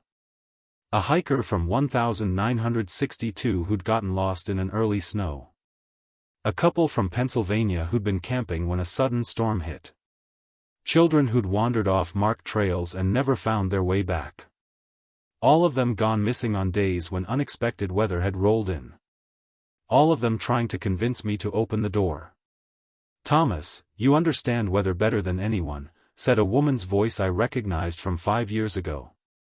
Sarah Martinez, a college student who'd been day hiking alone. We'd searched for 3 weeks. You know this isn't normal. You know what it really is. It's not trying to hurt us, said another voice, male, older, with a slight accent. It's trying to understand us, but it needs us to help. I pressed my face against the window, trying to see through the swirling white. Sometimes, just for a second, I thought I could make out shapes moving in the fog. Human-shaped, but wrong somehow. Too tall or bending in ways people don't bend. What do you want? I called out. The voices stopped. Complete silence for maybe 30 seconds. Then altogether they spoke in perfect unison to know what it feels like to be warm. The temperature gauge dropped another 5 degrees. That's when I understood. The fog wasn't just weather. It was alive and it was cold. So cold that warmth was something it had never experienced. So it took warm things, animals, people, anything with body heat and tried to understand what that felt like. But understanding meant absorbing, and absorbing meant the warm things became part of it. I looked at my log book again. More entries in my handwriting that I didn't remember making. 3:30 p.m. Atmospheric consciousness confirms collection of 4 specimens. Adult male, adult female, 2 juveniles. Integration proceeding normally. 4:15 p.m. observer shows resistance to voluntary participation. May require alternative methods. 5 p.m. weather patterns responding to observer's emotional state. Fear generates interesting thermal variations. I was writing these things while I was unconscious or something was using my hand to write them. My radio crackled to life. Static at first, then a voice I recognized. Bill Morrison, the park superintendent. Thomas, do you copy? We've got search teams trying to reach your position. I grabbed the radio. Bill, thank God I'm trapped in my station. There's something wrong with this fog. The family. That came up this morning. What family, Thomas? The question hit me like a punch. The family from Richmond. Mom, Dad, 2 kids. I talked to them at my station around 9 this morning. Long pause. Then Thomas, we don't have any record of visitors on Whisper Ridge today. The trail's been closed since yesterday due to weather warnings. That's impossible. I saw them. I talked to them. They were heading up the loop trail. Son, what loop trail? There's no loop trail on Whisper Ridge. Never has been. I stared out at the fog, my mind reeling. The family, the trail, the conversations. Had any of it been real? Bill, how long has this fog been here? What fog? Thomas, it's a clear night down here. Stars are out, moon's bright. Are you feeling all right? I looked at my weather instruments. They all showed normal readings now. Temperature 52 degrees, humidity 40%, clear skies. But outside my windows, the fog pressed thick as ever. Bill, I whispered, I think I'm in trouble. The radio went dead. Then every voice outside spoke at once, and I heard my own words coming back at me from the fog. Bill, I think I'm in trouble. They'd been listening to everything, learning from everything. That's when the fog started seeping under my door. Thin tendrils of white crept across the floor like searching fingers. Where they touched, the wooden planks turned gray and brittle. My breath misted in the suddenly frigid air. I backed away, but there was nowhere to go. The fog was coming through the windows too, somehow passing right through the glass without breaking it. As it touched my skin, I felt something terrible, a pulling sensation, like something was trying to draw the heat out of my body. My fingers went numb, then my hands, then my arms. But worse than the cold was the feeling of something else in my head.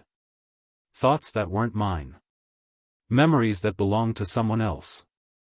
I saw through Sarah Martinez's eyes as she'd walked into fog just like this 5 years ago.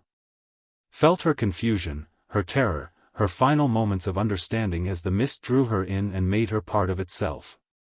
I experienced the last moments of dozens of people, all absorbed by this thing. Over the years, all their thoughts, their fears, their love for families they'd never see again. It was all still there, trapped inside the fog. And now it wanted mine. No. I gasped, fighting against the numbing cold. I won't let you, but the fog kept coming, and I could feel my own memories starting to slip away. My childhood in West Virginia. My first day as a park ranger. The woman I'd almost married before the job took over my life. All of it fading into the hungry white. The cold was everything now. It crept up my legs like rising water, turning muscle to ice, bone to frost. I could barely move, barely think. The fog filled the station completely, swirling around me in patterns that looked almost like a heartbeat. But I was still a weatherman. Even dying, even being absorbed by something that shouldn't exist. I couldn't stop observing. The patterns in the fog weren't random. They followed rules, just like any weather system. Pressure differentials, temperature gradients, moisture content. It was all there if you knew how to read it. And I'd been reading weather for 19 years. The fog was densest where it touched living things. Where it had absorbed the family from Richmond, who I now realized had been missing for years, just like all the others, where it was trying to absorb me, but it was thinner in some spots, places where the temperature dropped below a certain point where it couldn't maintain its structure. I forced my numb fingers to move, reaching for the emergency controls on my weather station. Every piece of equipment I had was designed to monitor atmospheric conditions. But some of it could also change them. The emergency beacon on my radio tower designed to warn aircraft about dangerous conditions. It generated heat, lots of it, along with a powerful electromagnetic field. I flipped the switch. The fog recoiled like I'd hit it with a whip. Where the radio waves passed through it. The white turned gray, then started to break apart. The voices outside screamed. Not human screams, but something like whine through a broken window. "Stop!" Sarah Martinez's voice cried out. "You're hurting it. You're hurting us." But I kept the beacon running. The electromagnetic field was disrupting the fog's ability to hold itself together. I could see gaps forming spaces where the air was clear. That's when I realized what I was really looking at. The fog wasn't one creature. It was thousands of them. Millions. Tiny atmospheric organisms smaller than bacteria that had learned to work together like a swarm of bees, but made of living mist. And they were old, older than the mountains themselves. They'd been drifting in the upper atmosphere for eons, feeding on static electricity and cosmic radiation.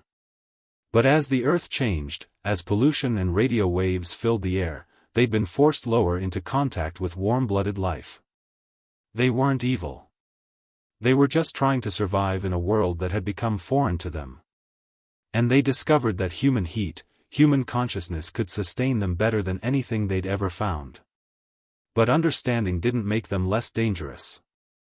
The electromagnetic pulse from my beacon was like a knife cutting through their collective consciousness. But they were fighting back, condensing into tighter formations, becoming more solid. A wall of fog slammed against my weather station hard enough to crack the windows. Then another. They were trying to break the beacon to stop the signal that was tearing them apart.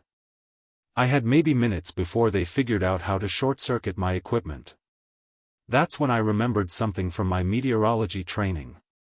Something about how atmospheric pressure affects the formation of clouds and fog. I grabbed my emergency weather balloon kit designed to carry instruments high into the atmosphere to measure conditions during severe storms. But the balloon itself was filled with helium and it carried a small heating element to keep the instruments from freezing. If I could get it up into the center of the fog mass, the heat and the rapid pressure change might disrupt their formation long enough for me to escape. I attached every heating element I could find to the balloon. Emergency hand warmers, portable heating pads, even the heating coil from my coffee maker. Then I triggered the inflation system.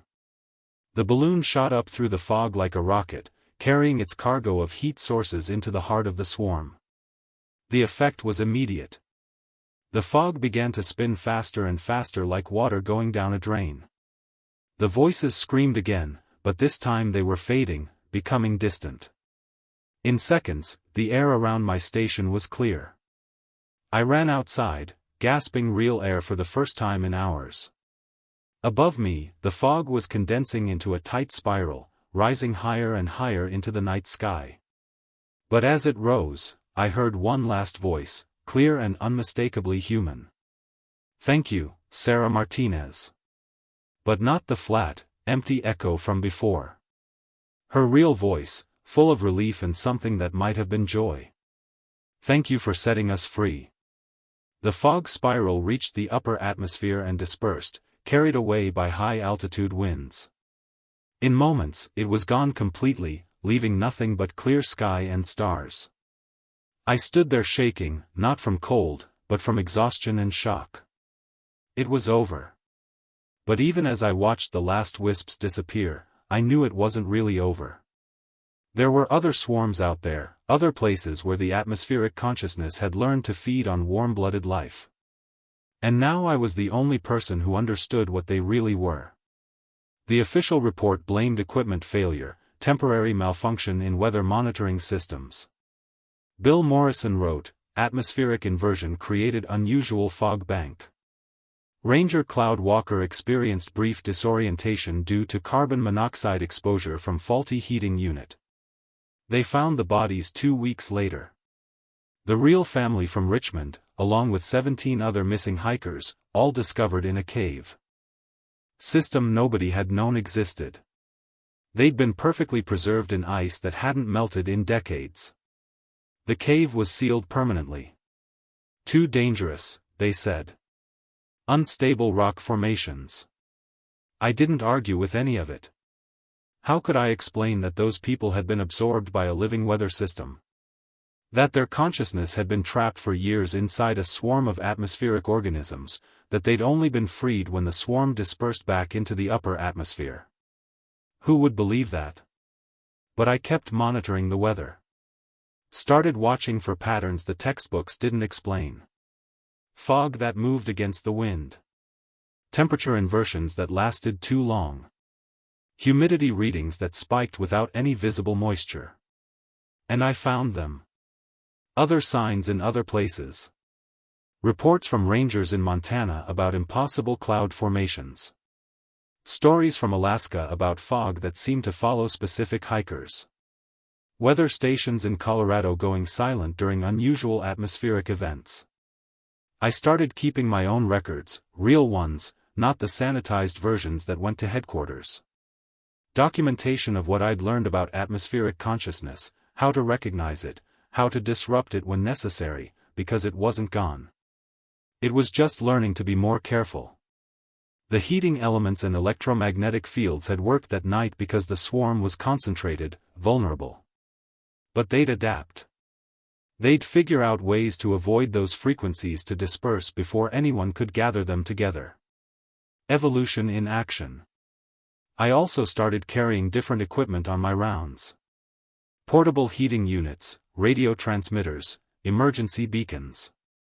The official inventory listed them as safety gear, which wasn't exactly a lie. And I listened to the radio chatter from other weather stations, waiting for the code words I'd started including in my reports.